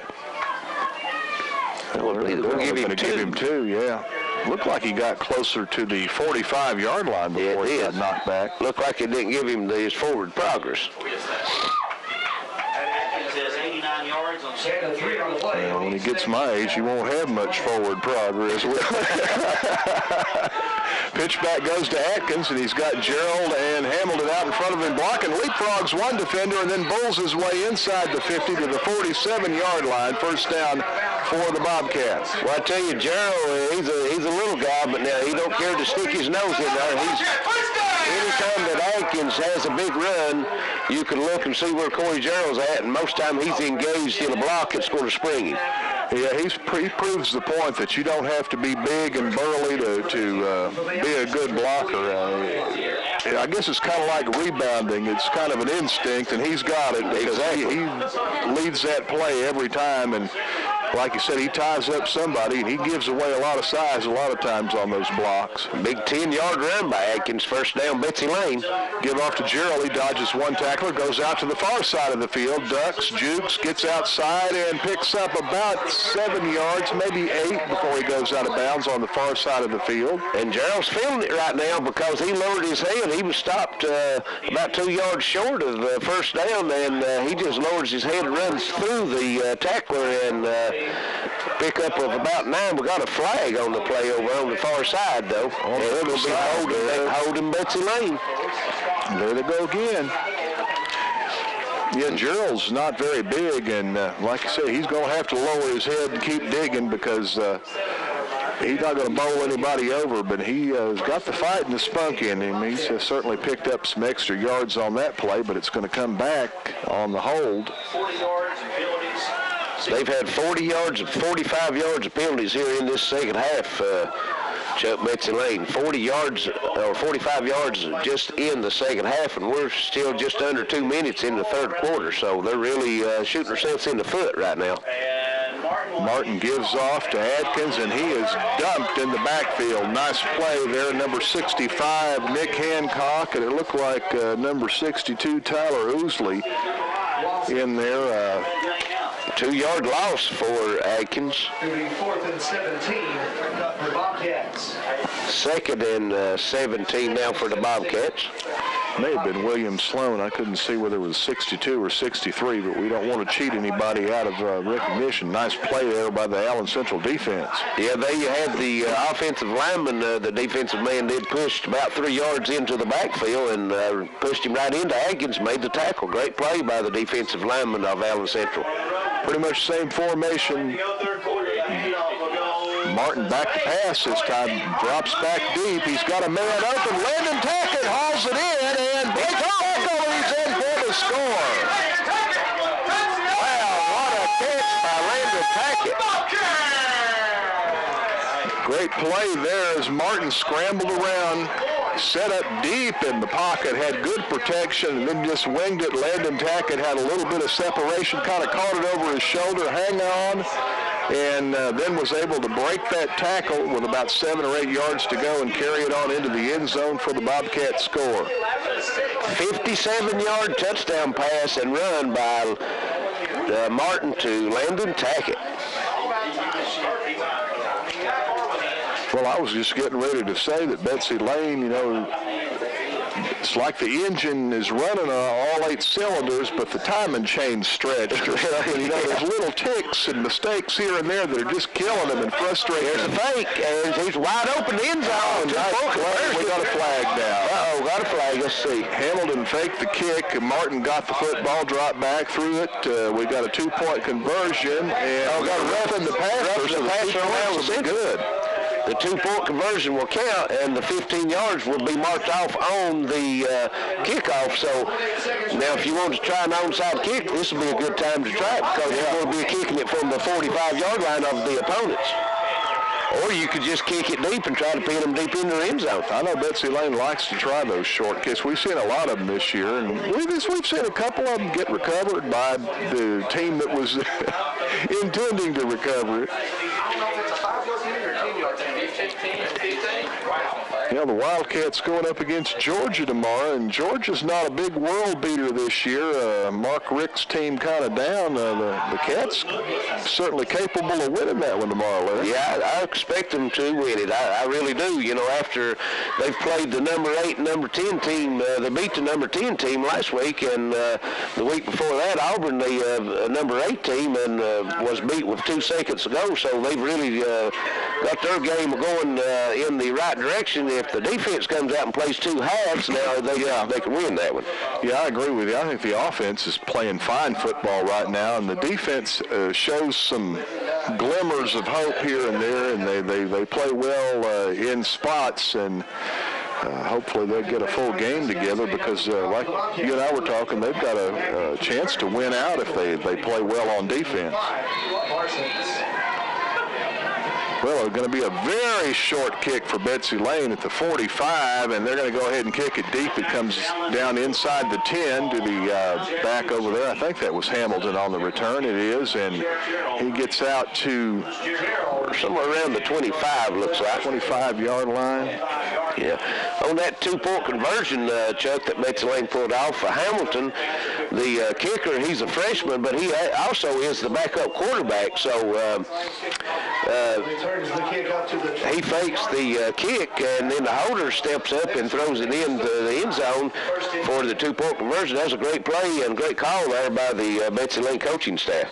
Yeah, Dylan Hamilton, like you say, I guess is going to be the quarterback in waiting with Martin being a senior, but he's versatile. He's run the football, gets out and blocks for you. He knows how to kick. And he plays tight end sometimes for him on the offense, too.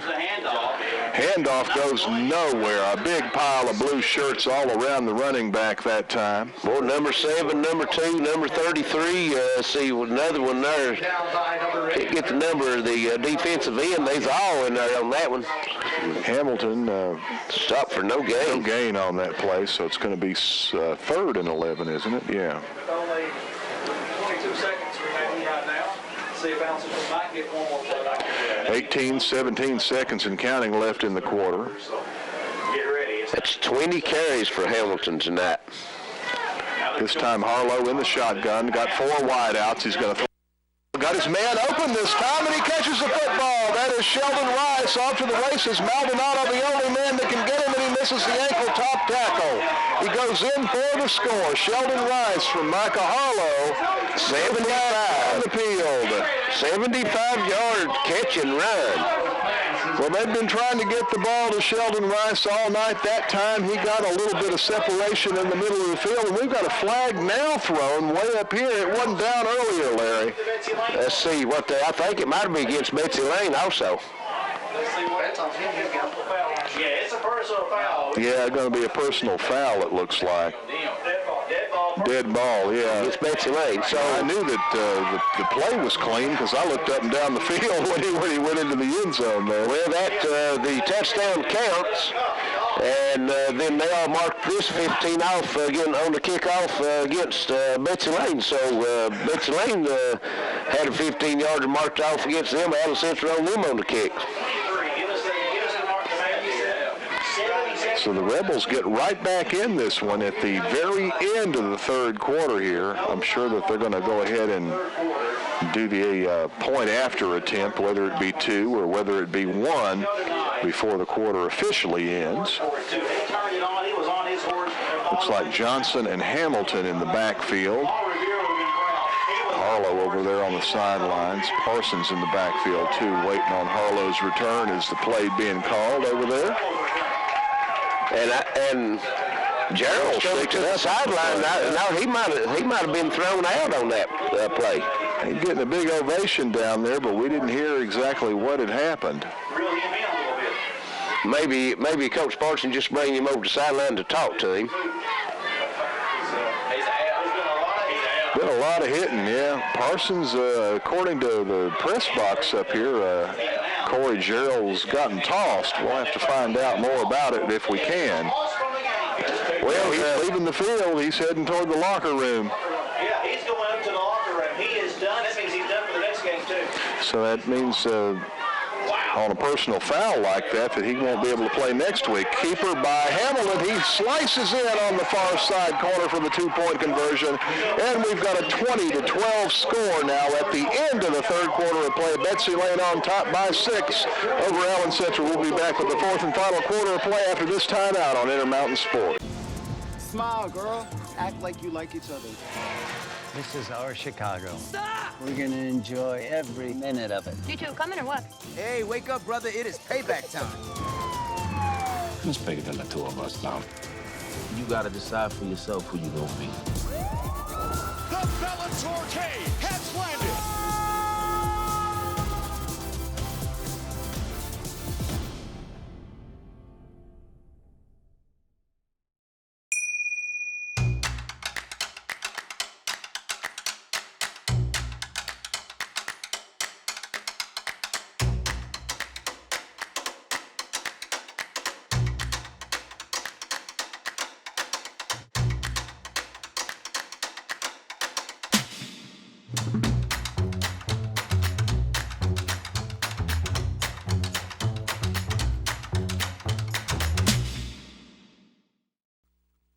Allen Central has just scored on a 75-yard touchdown pass from Harlow to Rice. 2-point conversion was good, 20-14. And after the touchdown play was over, we had a personal foul called against Corey Jarrow of Betsy Layne. That's his second of the night, so he's been ejected from the game. So Betsy Layne only up 6, and one of their main cogs in the backfield, Jarrow, will be in the locker room for this fourth quarter. Yeah, and next week's finale, I was going to say a district game, but Jenkins is in the other district with Hazard and those schools. But their last game next week, Gerald won't be able to play. Yeah, of course, we've got probably Hall now will step in for Gerald. He's had one big 37-yard run. He's got 39 carries on, or 39 yards on 2 carries, but I think, he might be able to pick up the running that Gerald provided for Betsy Layne, but Gerald is a key man in the blocking for Atkins, so we'll see if Hall can pick up also and do the job that Gerald was always done on the run, on the blocking end of it. Yeah, that may be a little bit more difficult for him because there's a lot of kids that are good football players but aren't necessarily good blockers, and it's kind of a timing thing, too. I mean, Gerald and Adkins kind of got it down to clockwork when and they both blocked so well for each other. Right. You know, it's kind of automatic.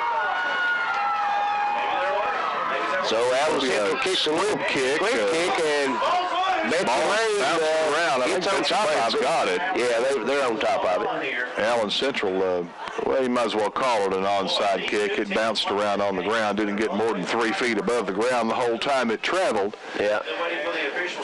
And they kicked the ball from the 40-yard line that time, Chuck. They called the personal foul, and I thought that carried over to the kickoff, so I don't know if they marked that off or not, because if they had called the personal foul, that they should have been kicking from the 45-yard line of Betsy Layne. Oh, boy. I don't know. Cold weather affecting everybody here tonight, isn't it? Nathan Martin throws back, and that's Hall, and he goes nowhere. Going to lose a couple. Austin Hall going to be in the backfield, looks like, with Adkins here in this fourth quarter of play. 6-point game. Still not been decided by any stretch of the imagination. Exactly. A lot of time left. Hall loses 2 on the play. It's going to bring up 2nd and 12. Ball on the 40-yard line of Betsy Layne. Just starting the fourth quarter, 20-14, Betsy Layne on top. Allen Central just put it in the end zone from 75 yards out, and I think old Mo is switched over to their side right now, Chuck. Adkins gets the handoff from Martin that time. He goes straight ahead. He's going to get back to the original line of scrimmage plus a couple of more. It's going to be 3rd and, well, they're going to mark it back, call it 3rd and 9. Yep, 3rd and 9. That's 126 yards now for Casey. He's broken a couple of nice runs, but they've also done a good job seaming him in, and he's a good load right through the middle, but didn't get much yardage on that last run. Casey's got 12 carries for 126 yards and a touchdown. One wide out each way. Martin under center, pitches back. Hall, who gives off to Landon Tackett. Tackett on the end around, and flag goes down, and he makes it across. If the flag is not on Betsy Layne, it's going to be a first down. It'll be a hold. Have a hold on the Bobcats. Forget it. It's coming back. Yeah. So took a little while for that play to get going. Both the handoff man and Landon Tackett momentarily bobbled it, but they got it under control and got a nice end-around runoff, but it's going to be negated by another penalty. That's 70 yards and penalties here in the second half. They've got 6 penalties, and all of them's been major penalties except for one, and that was aiding the runner. So that takes a first down away, and now it's going to be 3rd and 20.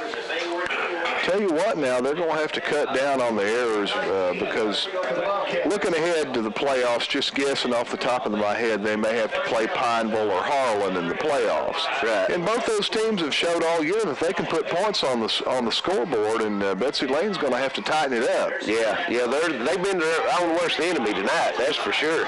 Nathan Martin on the run, quarterback keeper, and I think he about lost it, but he pulled it back in. He gets to the line of scrimmage, maybe a yard after all that scrambling. I think it's going to be no gain, looks like, so Betsy Layne's going to have to give it up.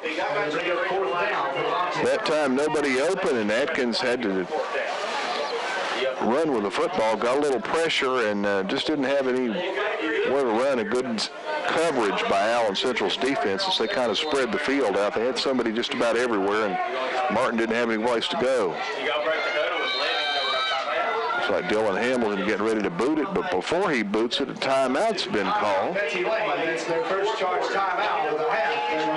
They didn't have enough men out there. Probably whoever who was replacing Gerald didn't make it out on the field, so I seen Dylan Hamilton looking at the sideline with his arms up like, you know, where's that? And then there's a man started running off the field, out onto the field. So a lot of times when you have a man leave the game like that, somebody's got to plug in the hole that he was in, and failed to do that. Cost Betsy Layne a timeout. That could cost them later on in the game. Here you got a 6-point game, and sometimes those timeouts are critical when it comes down to crunch time at the end of the game.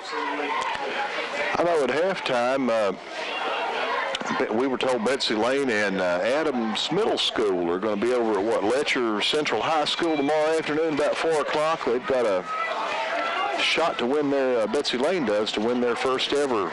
I've got that written down there somewhere. Betsy Layne and Adams will be playing at 4 o'clock at Letcher Central, and that's for the Ford County Championship. So you can go out and see that game. Low snap, kick comes off the side of the foot, but gets a nice roll and goes all the way down to the Allen Central 31-yard line where there's going to be stopped. So the punt was effective. It was ugly, but effective. So Allen Central will be taking over 1st and 10 from their own 31-yard line, and they're the only ones here in the fourth quarter that's put, or excuse me, it is in the third quarter, put the points up, and they've got a little momentum going for them right now, Chuck. That big touchdown run, and then Betsy Layne had something going and killed herself with the penalty, ended up having to punt it. So see if their defense can stiffen up and get this ball back from Allen Central. They got to feel confident because they've been able to score, and they've been able to do some defensive stops when they needed them in this ball game as well. Give off to Parsons. He's around the far side corner. Off to the races he goes. Dylan Maldonado cuts his legs out from under him as he gets inside Betsy Layne territory to the 48. So 19 and 2, about 21 yards for Mickey Parsons on that nice run. That's 5 carries for Parsons tonight, 26 yards, 21 of them on that one carry. Puts the ball over in Betsy Layne's side of the field at the 48-yard line.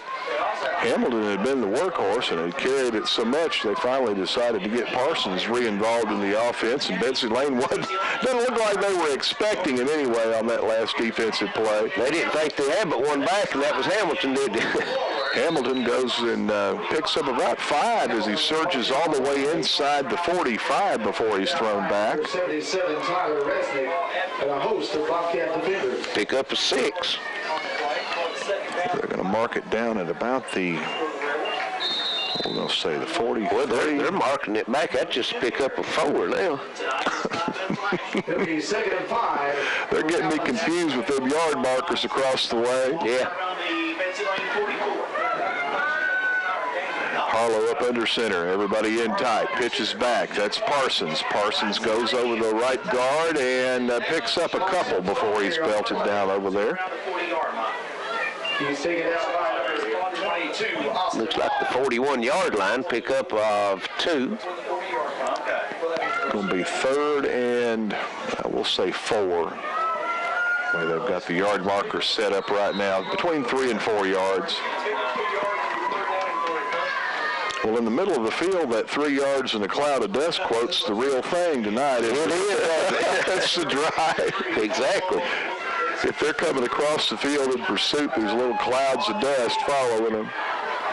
Here's Harlow under center, gives off. That is Parsons, I think, and he's inside the 40, down to about the 37. Let's see where they spotted. He may have enough. Yeah, it's going to be enough for the first down. Pick up a 5.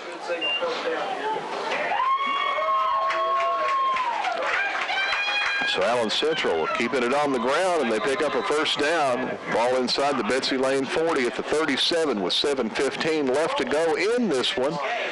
Under pretty much a full moon tonight. Beautiful conditions, a little bit on the cool side, but a beautiful backdrop here at Betsy Layne with the mountains behind us. Crowd's getting involved in this a little more. It's getting down to crunch time. They're standing up now, cheering their team on. Harlow give off up the middle, and it doesn't get much. Little or no gain on the play. And let's see who that is carried it. That's tough to tell. I think it's Hamilton. He gets up 22 Johnson. Yeah. Gets up slowly from the pile, but gets back into the huddle. That's 5 carries for Johnson tonight for no gain.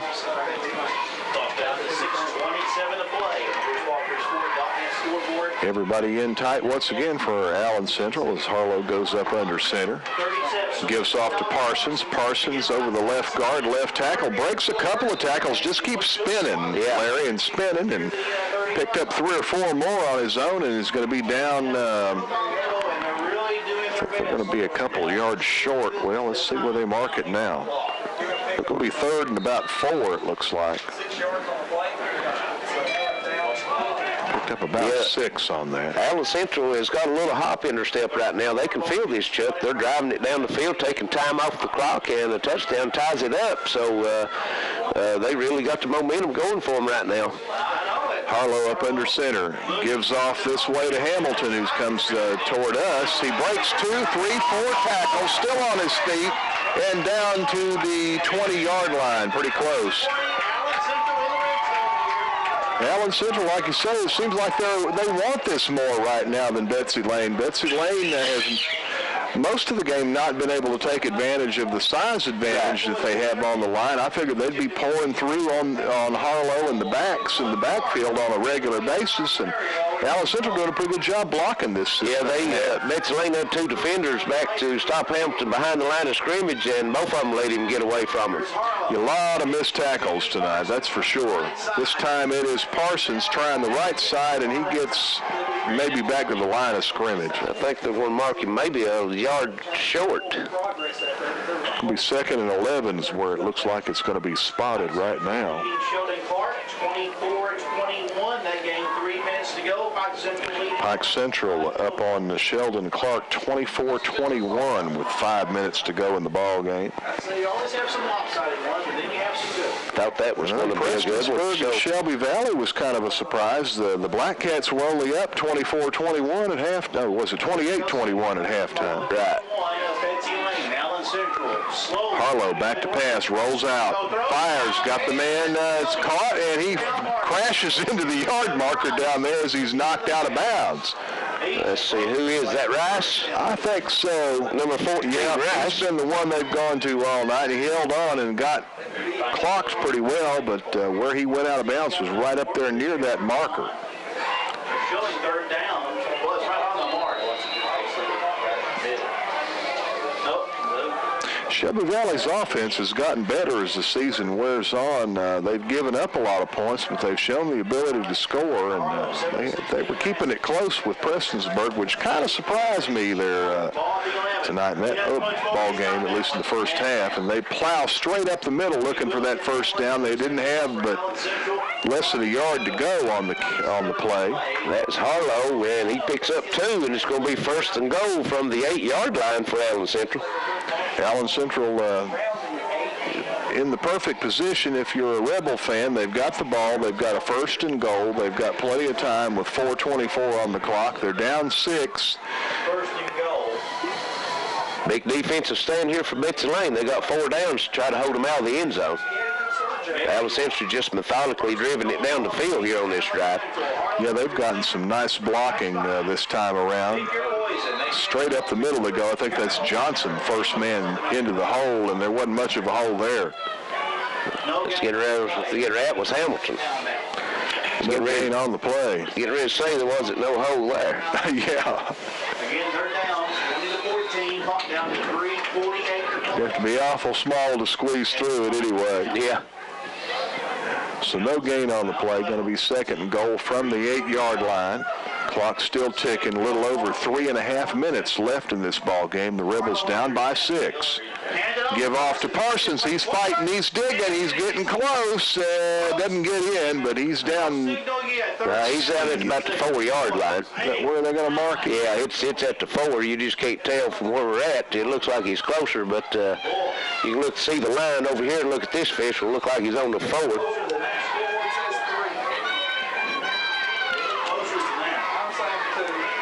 I tell you, it's hard to tell with that dirt and looking at about a 60, 70 degree angle from the press box down into that corner. It's going to be 3rd and goal from about the 3, and we've got to flag down. And that's going to be, I think it's going to be offside Betsy Layne. Yeah, that'll help Allen Central. It'll shorten that little field. Yep. So that'll take it down to about the 1.5-yard spot. Now what do you do here? Harlow's been taking that quarterback keeper the last couple of times they've needed short yardage. You think they're going to do that again later? They could, or they could try to get around the corner with Hamilton or Parsons. Parsons been running pretty strong. He's been quite. He's got fresher legs. Right. He's really digging and fighting and putting some good spin moves on the defenders. They think they got him wrapped up, and he just spins right out of their grasp. Well, Hamilton's got 24 carries, and Parsons only got 9, so he's got some fresher legs. Harlow up under center, quarterback keeper straight up the middle. He's in for the touchdown.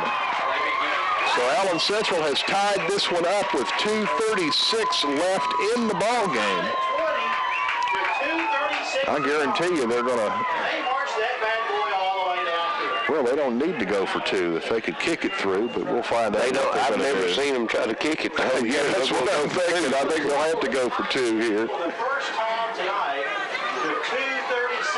Well, Betsy Layne, according to most of the local prognosticators, a couple touchdown favorites. Some people even said more than that, figured that they would take advantage of Allen Central, but Allen Central stayed in this thing due to Betsy Layne mistakes. They fought back and they've tied it, and number 22 Johnson doesn't get it. We're tied at 20-20. Can you say overtime? 6. I want that hot fudge brownie ice cream sundae, Larry. I don't want overtime tonight. We're going to go ahead and take a break. 20-all the score between Betsy Layne and Allen Central. You're listening to Intermountain Sports. My family means everything, and I'll do whatever it takes to make sure they're safe in our home. I started with this, a whole home security system with 24/7 monitoring. We control our system from anywhere, and wherever I am, I can see my family's okay. You do anything to protect your family. Start with this, a smart home security system from Gearhart Security. Call or visit gearhartsecurity.com to learn more. When life's unfortunate events happen, we sometimes see people at their worst. That's why we make it our goal to give them our best. If you've been involved in an auto accident, have a workers' compensation, Social Security, or SSI claim, you need an attorney with proven results. You need John Earl Hunt. I'm attorney John Earl Hunt. I believe in the U.S. Constitution, and I support the American flag. I'm a country lawyer. I'd be honored to represent you in your case. I'll treat you right. I'll do the best I can to help you. 20-20, folks. If you've not come out tonight to see this one, you've missed a great ball game, as these two teams are fighting tooth and nail for the number 2 seed in the postseason. Allen Central getting ready to kick off, and here's Chuck Schofield. Thank you so much, Larry. Allen Central going to go with a short one. That didn't even go the 10 yards, I don't think, but Atkins picked it out of the sky there, pulled it in, and is stopped right at midfield. That's where Betsy Layne will have 2 minutes and 34 seconds to... That was deja vu from the opening kickoff. They kicked the same kick, and Atkins fielded it, and Betsy Layne started on the 50-yard line. And why do you do that with 2:34 to go and it's tied up? Why do you give somebody the ball at the 50-yard line? That wouldn't be my strategy, and I'm not sitting here saying that I'm any brighter than any of these coaches or offensive coordinators, but I just think, most of the time, if you've got somebody that can kick it away and make them earn that yardage, make them grind it out up the field, don't give it to them at midfield. Right. Martin gives off. That's Atkins. He breaks one tackle, lowers his head, and dives forward, and he may have enough for the first down. Let's see where they spot it. Yeah, Hamilton just barely tripped him up, and if it hadn't been for that, Atkins might have broke that one. He's started stumbling, and another player come in, finished him off. He picked up 9.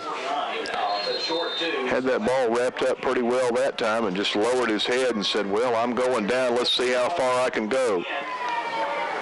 One wide out each side, back in the wishbone. First man through, that is Hamilton. I think that's Hamilton in, yeah. On the carry. He gets enough for the first down as the ball goes just inside that 40-yard stripe on the Allen Central side of the field. 2 minutes exactly remaining No 2-minute warning in high school football. Exactly.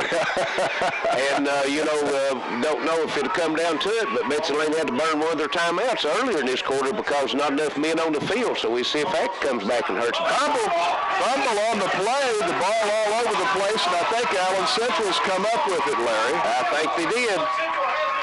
Everybody looking around, where's the ball? Allen Central, even though they weren't closest to it originally, a couple of guys came rolling through there and fell on it. That was just a miss handoff that time between Martin and Atkins, and the ball went up into the middle of the pile, and all at once somebody kicked it, and it comes backwards 3 or 4 yards, and Allen Central falls on it. 1:43 to go, tied up. Allen Central with all the momentum, so buckle your seatbelts. This is going to go right down to the wire, Chuck. Allen Central, I think, Betsy Layne, I think, may have figured, well, we can just show up and beat Allen Central, and Allen Central's proven otherwise. They came to play and came to try to get a win tonight. Johnson on the carry, and he's going nowhere. He's going to lose about 5. Well, that's 5 turnovers tonight for Betsy Layne, and not only to go along with all the turnovers, they've got 11 penalties, so not going to win very many games against a quality team that Allen Central is with 5 turnovers and 11 penalties. No. Allen Central has had periods of good success offensively and periods where they haven't been able to move the football at all, but Betsy Layne has sure helped them tonight with inopportune turnovers and penalties. Harlow back to pass, going deep downfield, way overthrown, looking for Parsons on the sideline, who was well covered by his counterpart.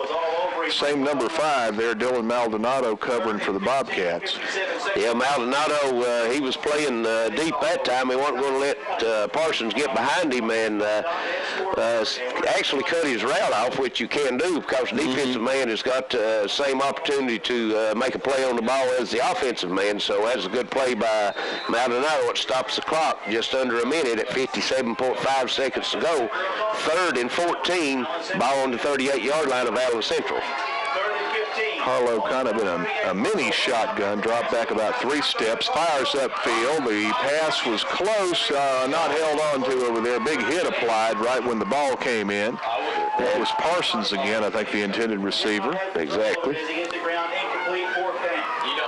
4th down and long with 52 seconds left, and Allen Central doesn't need to worry really about scoring here. Now they'll go to punt. Yeah, they're 15, go to overtime and see what happens. They're not going to do anything risky right now as Parsons back to punt. Right. Parsons of Allen Central. There's a snap. And the punt is away. He got the kick away just barely, and it's going to bounce past Landon Tackett, who was way up on that kick, and gets a nice roll all the way down inside the 20. Well, Betsy Layne's got big strikeability. Are they going to be able to come up with something here? You know, they usually have the double-barrel shotgun back there in the backfield with Atkins and Jarrell. Jarrell's been tossed out of this game back in at the end of the 3rd quarter. So Austin Hall stepped in for Jarrell, but I don't know if Austin's pretty quick. Don't know if he's got the speed Jarrell's got. Of course, they've got Atkins. You're deep in your own territory, so you don't want to do nothing foolish with it. 39 seconds to go. You might want to run a couple safe plays and get into overtime. Martin going to pitch back. That's Austin Hall on the carry. He tries to get outside, breaks a couple of tackles, still on his feet, and finally belted around the 25. Boy, Hamilton come in and laid the leg to him. Yes, he did. He said, hey, we can hit too. We may be a little bit smaller, but we can hit. And that's going to be close to a 1st down. I think it's going to be a 1st down. Let's see how they're going to mark it. And right on the line, isn't it? They're going to call a measurement, timeout for a measurement. So got 31 seconds left. We'll give Austin 10 yards on it since it's close enough to measure. Austin's got 47 yards on 4 carries, so he's got some hops. 30 seconds to go. Of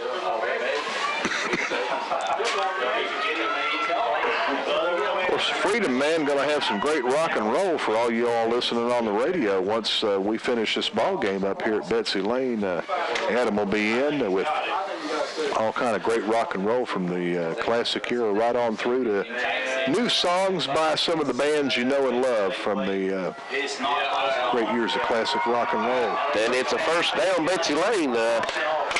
I'd like to remind everybody out there that it's at 10:30 tonight, or as soon as we get back into the studios on Channel 5, you can see the replay of this game. And also tomorrow morning at 10:30 on Channel 5, you can see the replay of the Shannon Clark Pike Central game as Charlie and Wayne is up there doing that game. So two great games to tune into and watch tonight and tomorrow morning. Yeah, that game over there was close, so we do have 24-21, I think, last I heard. Yep. But this is the kind of game that when you're fighting for a playoff spot in a home playoff game, this right here is the game that kind of game you're looking for, and we've really got it tonight. Atkins gets the pitch. He's gone to the outside on the far side of the field, and he's going to get knocked out of bounds, but picks up enough for a first down before he goes out on the far side of the field at about the 37-yard line. Well, let's see. They're going to hit right close. Let's see. 9 seconds to go now. Basically a yard a second. 20 yards. They're going to bring the ball over. They're going to bring the ball over and mark it. It's right at the yard marker. 20 seconds remains in this one. We're all tied up at 20 at first down. Betsy Layne is moving the ball a little bit, but I don't know if they're going to have enough time running it like they're running it right now, Larry, to get a score. They maybe just be satisfied to go into the overtime as well. Yeah. Well, they're not playing it safe. Both times they've run, both plays they've run, they've called a toss sweep, so you've got the opportunity to have a fumble on that toss. That's for sure. Another toss comes to the Hall, and he's going nowhere as he is ridden down right at the 30-yard line, going to lose. And Betsy Layne calls a timeout. Loss of 5 on the play. 13.8 seconds to go in the game. And what time we've got this timeout? Let's hit this sponsor list again here tonight. We got First Choice Auto Sales off Prestonsburg, Dr. Brant Johnson of Pikeville, Morgan McClure Chevrolet of Coburn, Virginia, Pikeville Medical Center, Castle Jewelry and Gifts of Pikeville, Respiratory Plus of Pikeville, Appalachian Wireless. You always get more at an Appalachian Wireless store. East Kentucky Auto World of Harold, State Farm Insurance, Jennifer Reynolds agent, Craig Dameron Furniture on the Boulevard downtown Pikeville, Hilton Sales and Rentals of Ivor, and Charlie Pinson Insurance, 2nd Street, Pikeville. We've got 13.8 seconds to go, folks. It's tied up 20-20. Betsy Layne 1st and 10. The ball on their own 31-yard line. Betsy Layne has one timeout left. Tell you, I got something, breathed something in that choked me up there. We're back. It's probably the dust coming from that field down there. Yeah, could be. Martin in the shotgun, got 2 wideouts near side, 1 far side. He's got plenty of time, back to pass, looking for Maldonado, and it's going to be picked off over there. Wait a minute, who's got the ball? We've still got a battle for it, but I don't think it's going to matter because the clock has run out. Yep, run out. Well, we had a pick by Allen Central, and then that was number 22 Johnson. And during the struggle, he dropped the ball, and I think Betsy Layne ended up with it. But his time runs out. It's 20-20, and folks, we've got overtime, so we'll send it back to the station. Be back for the overtime. This is your Mountain Sports Network. My family means everything, and I'll do whatever it takes to make sure they're safe in our home. I started with this, a whole home security system with 24/7 monitoring. We control our system from anywhere, and wherever I am, I can see my family's okay. You'd do anything to protect your family. Start with this, a smart home security system from Gearhart Security. Call or visit gearhartsecurity.com to learn more. More than ever, life is full of change, and sometimes change is good. Same with your cable package. By upgrading to streaming with Gearhart TV, you get a ton of features and content. That's entertainment for everyone, no matter what they watch or how they do it. Change doesn't have to be a challenge either. Streaming with Gearhart TV is easy to use on the devices you already have. Ready for change? Contact Gearhart TV and make the switch to streaming today. And welcome back to Betsy Layne on the hill. Got a great one here tonight, 20-20, Allen Central and Betsy Layne. And we're going to overtime as these two teams are fighting for the number 2 seed in the postseason tournament. Betsy Layne has never hosted a playoff game at home. They have a playoff berth locked up.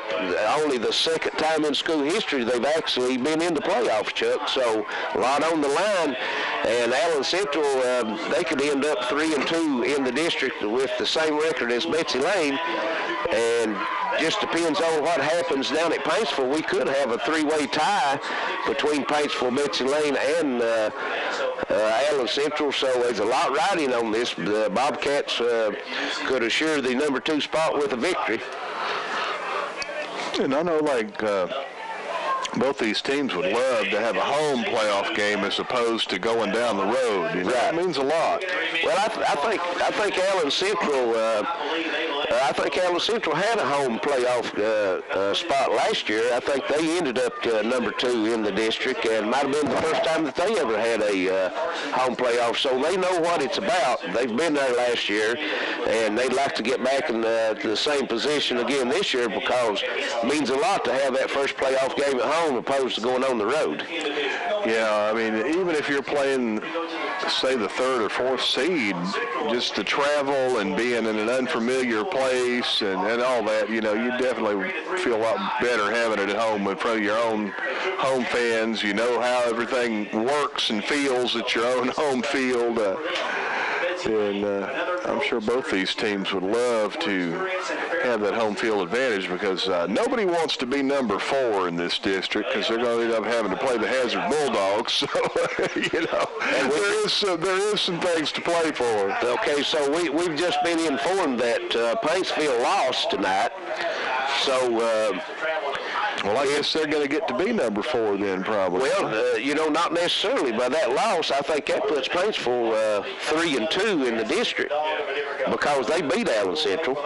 Oh, yeah, that's and I think we was talking to some of the other guys from the other radio station here tonight. If Allen Central wins and Betsy Layne, them, and Paintsville ends up in a tie, Betsy Layne would be the number 2 seed because you go to a tiebreaker, and the way the tiebreaker is used is when they're all played in a head-to-head competition, everybody's beat each other. You go to the wins that you've had out of district, and you get a point for each win that team that you beat out of district, and Betsy Layne would get the number 2 seed by 1 point, I think. They had it figured out. The only thing we got to figure out is who's going to win this, and then we'll go through and figure all that out. That's too much for me to comprehend right now. Yeah, I think the deal was that Betsy Layne beat Birch, West Virginia, and Birch has more victories, I guess, than who Allen Central's supposed to be playing, which is not County Central next week. I suppose. Some kind of thing. Yeah. Anyway, they ended up. Betsy Layne got the advantage, like you say, by that point to. And that could be just at the end of the games this week. So, you know, next week's games could add into that. Betsy Layne will be playing Jenkins next week, and I think Jenkins has 1 win this year, if I'm not mistaken. So, you know, it just throws it all into a quagmire, you know, unless the Bobcats can pull this out. If Betsy Layne can come away with a victory, then we don't have to worry about all that.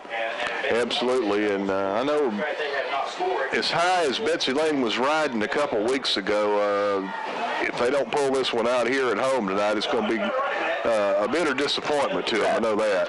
Well, they've got 6 turnovers with the last interception. 2 of them's been Hail Marys, you know, at the end of the game here and the end of the first half. But also they've had 11 penalties, and one of those penalties took back a touchdown from Betsy Layne. If you don't take that touchdown back, the Bobcats will be on the field celebrating right now a victory and the number 2 seed. Yeah, they've made mistakes at just the worst times they could happen. They've been, like you say, drive killers, and they've also cost them points on the board. Okay, Betsy Layne has won the toss, and they're going to take the ball first. Or I didn't see who won the toss. I'll just apologize if I don't see it. Betsy Layne is going to take the ball first. The ball will be placed on the 10-yard line. It's untimed downs. You get 4 chances to get it in the end zone or kick a field goal. Martin up under center. Gives off to Atkins. Atkins getting some yardage, goes forward. Let's see where they're going to spot him. Around the 6, so a gain of 4. I think they're going to mark him on about the 7, maybe. Let's see, we can tell more looking on this side of the field where the official lines up. Yeah, it's on the 7-yard line to pick up a 3. We've got Atkins, Hall, and Hamilton in the backfield. Maldonado split out far side. Landon Tackett near side. Martin up under center. First overtime period. Give off to Hall. Hall trying to get around the corner, and he is going to lose yardage back to the 10, maybe the 11. Let's see where they're going to spot the ball, but he didn't get anything. They're going to mark him out at the 8, so a loss of 1.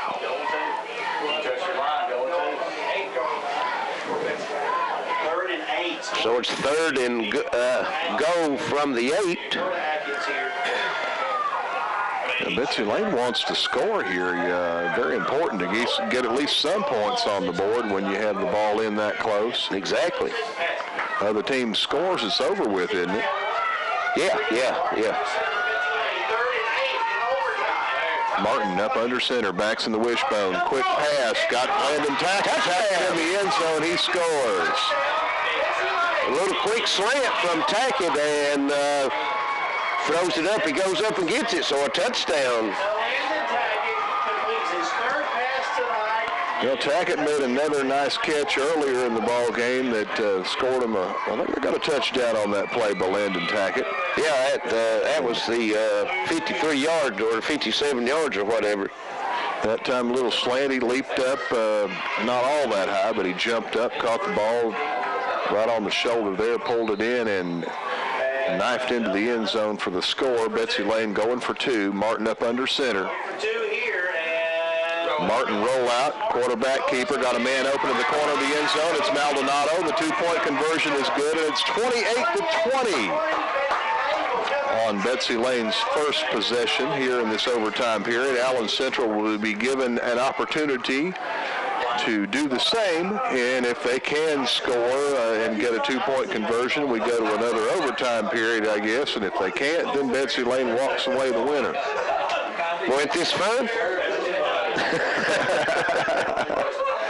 I like that commercial they have, I wish the game was going to overtime. Yeah. They're enjoying it, having them some wings and shrimp. Right.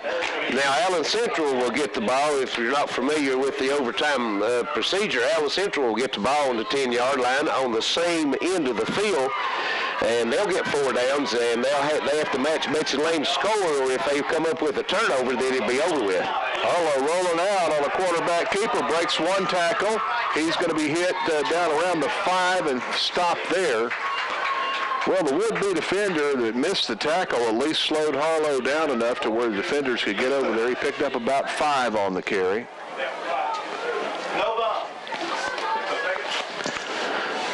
Second and goal from the 5 now for Allen Central.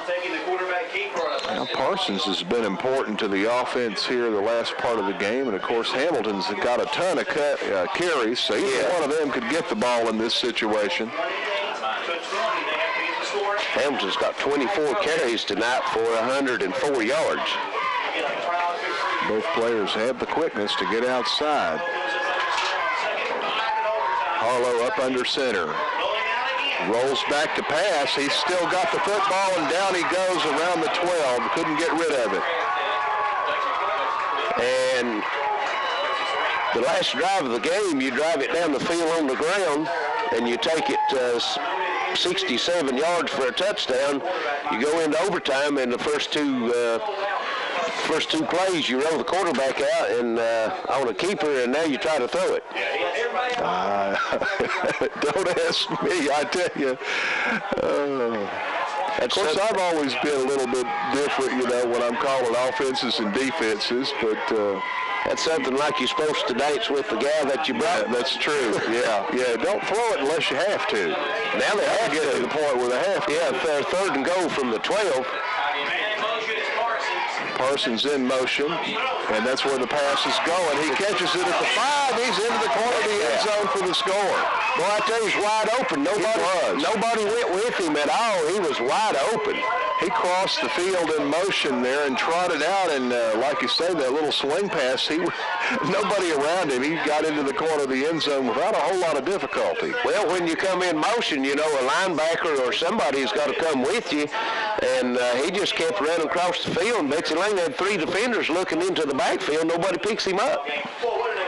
Well, this is the biggest play of the ball game, at least to this point. The 2-point conversion by Allen Central. They make it, we go to another period of overtime. If they don't, it's all over. Yep, 28-26, and Allen Central still trying for the 2-point conversion. They've called timeout. They're going to talk it over, and guess you kind of pull your best play of the that you got in the playbook out on this 2-yard attempt.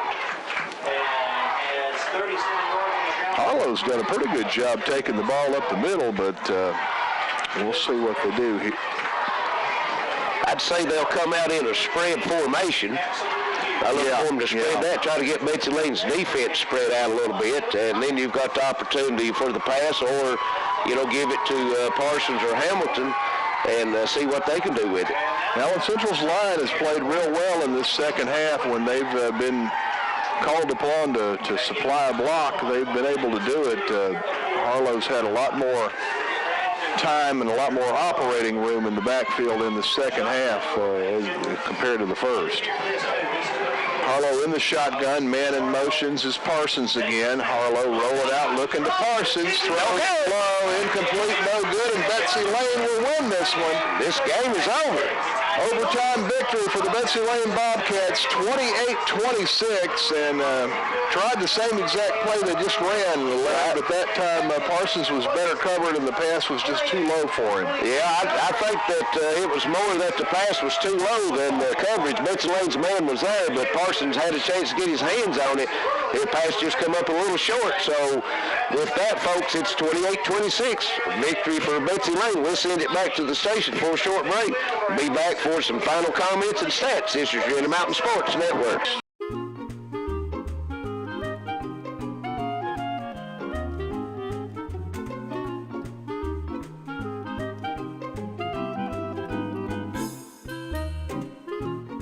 Even on the most perfect day, the unexpected can happen.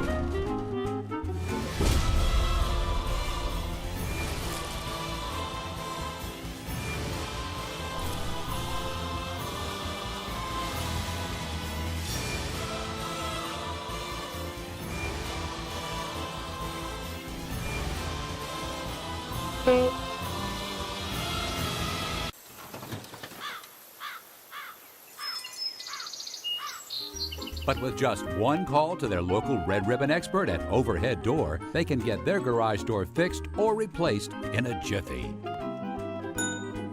The genuine, the original Overhead Door for all of life's little ups and downs. That 2-point conversion, also important for Betsy Layne.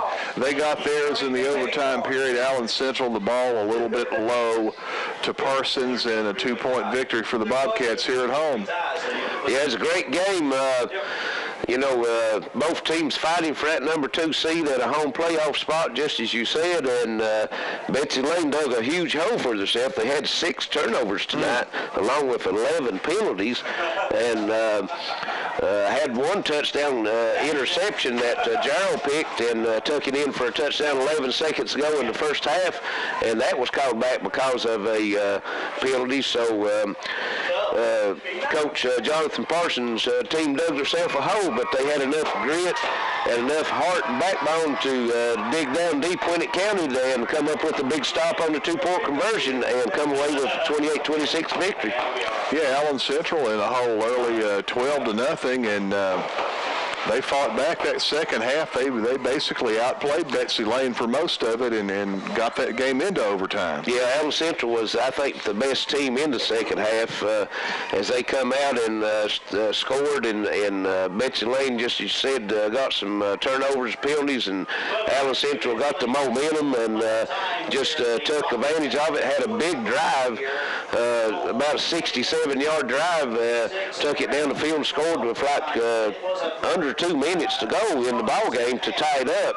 So that showed a lot of grit for the Allen Central team, and they're not going to be an easy out for anybody when it comes to playoffs. So we'll go over some numbers here for the teams. For Allen Central, Parsons, he had 9 carries for 36 yards.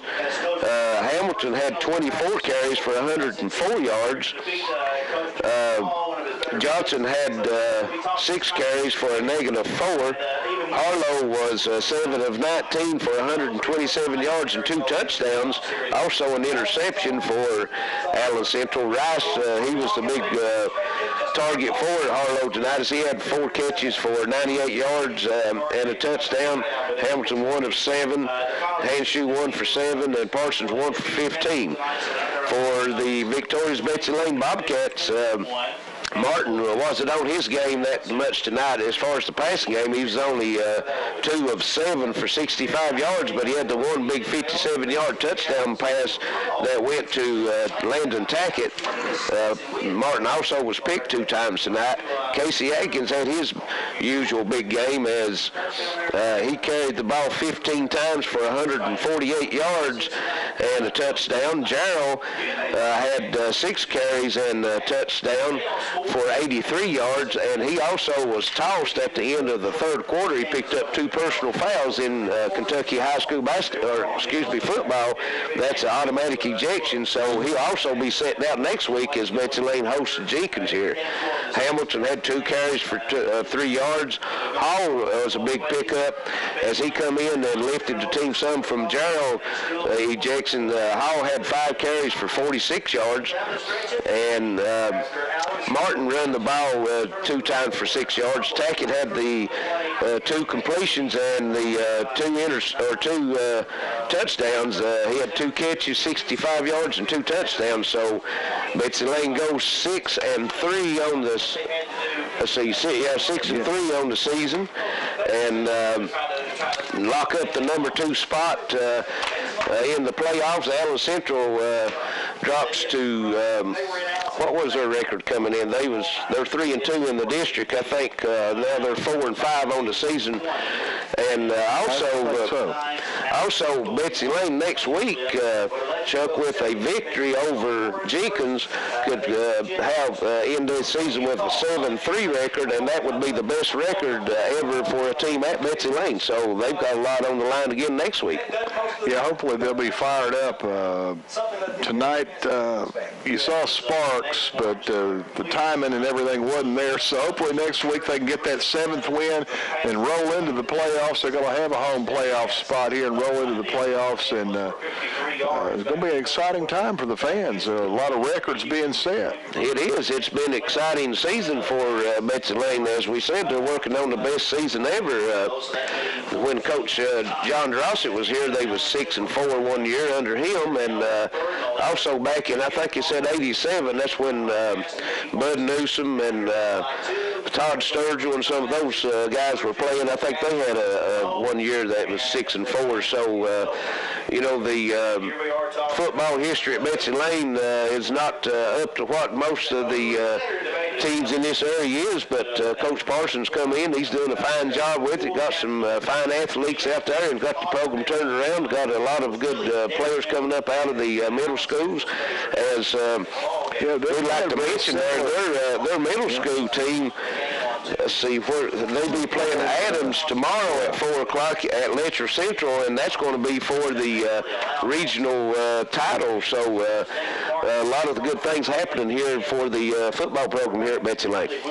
Sure are. Both these teams heading in the right direction. Allen Central, I know, over the last decade or more has really struggled with football, and both of them had to kind of start from scratch, got young coaches, and both of them teams on the rise. They're competitive now. Well, last year, I think Allen Central's coming off a 9-1 season record from last year. Of course, they had the two big Crowder boys, and, they lifted that program up to where it's at now, and then you've got Jarrow and Adkins out here, the two big runners for Betsy Layne that's been playing now for 3 years together, along with Landon Tackett. We don't want to shorten none of the other players for Betsy Layne. Nathan Martin, quarterback. Yeah. He's a senior. This is his third or fourth year. So, you get 3 or 4 good athletes and just blend them in with the other players, and they can lift your program up. Do something, we like to remind everyone that when we get back into the station tonight, this game that was just finished here at Betsy Layne will be seen on Channel 5. And tomorrow morning at 10:30, we also have the Shell and Clark Pike Central game, as Charlie and Wayne was up there to cover that game. That's also on Channel 5. And then on Tuesday evening on Channel 21 at 6 o'clock, you'll see the Pike Central Shell and Clark game, and you can see this game between Allen Central and Betsy Layne at 8 o'clock, and that would be on Tuesday on Channel 21. So we'd like to invite everyone in and watch 2 great games. We don't know what the final score at Pike Central was, but the last we heard it was 24-21 Pike Central. So 2 great games that we covered tonight, and be bringing those for everyone to see on the delayed basis. Yeah, we've had some great games, and both the games we got tonight, Ken tries real hard to get the best games he can get and the most competitive games, and every once in a while we'll have a blowout, but I don't think anybody will have any complaints about the football they're going to see this weekend. I don't think so. Well, Larry, it has been a blast, as always, working with you, and we had a good game to work with. I want to thank Jeremy on the camera, and, of course, Jerry back there at the studios for all their help. We couldn't get it on without them. And you got anything else to add, young man, or are you ready to head to the hacienda? I'm ready to head to the hacienda. All right, for Larry Cecil, this is Chuck Scoville. For Jeremy and Jerry, we're all saying good night from Betsy Layne. Final score, the Bobcats 28, Allen Central 26 in overtime. Betsy Layne staying on top of this football game. Allen Central facing 11 yards away from pay dirt.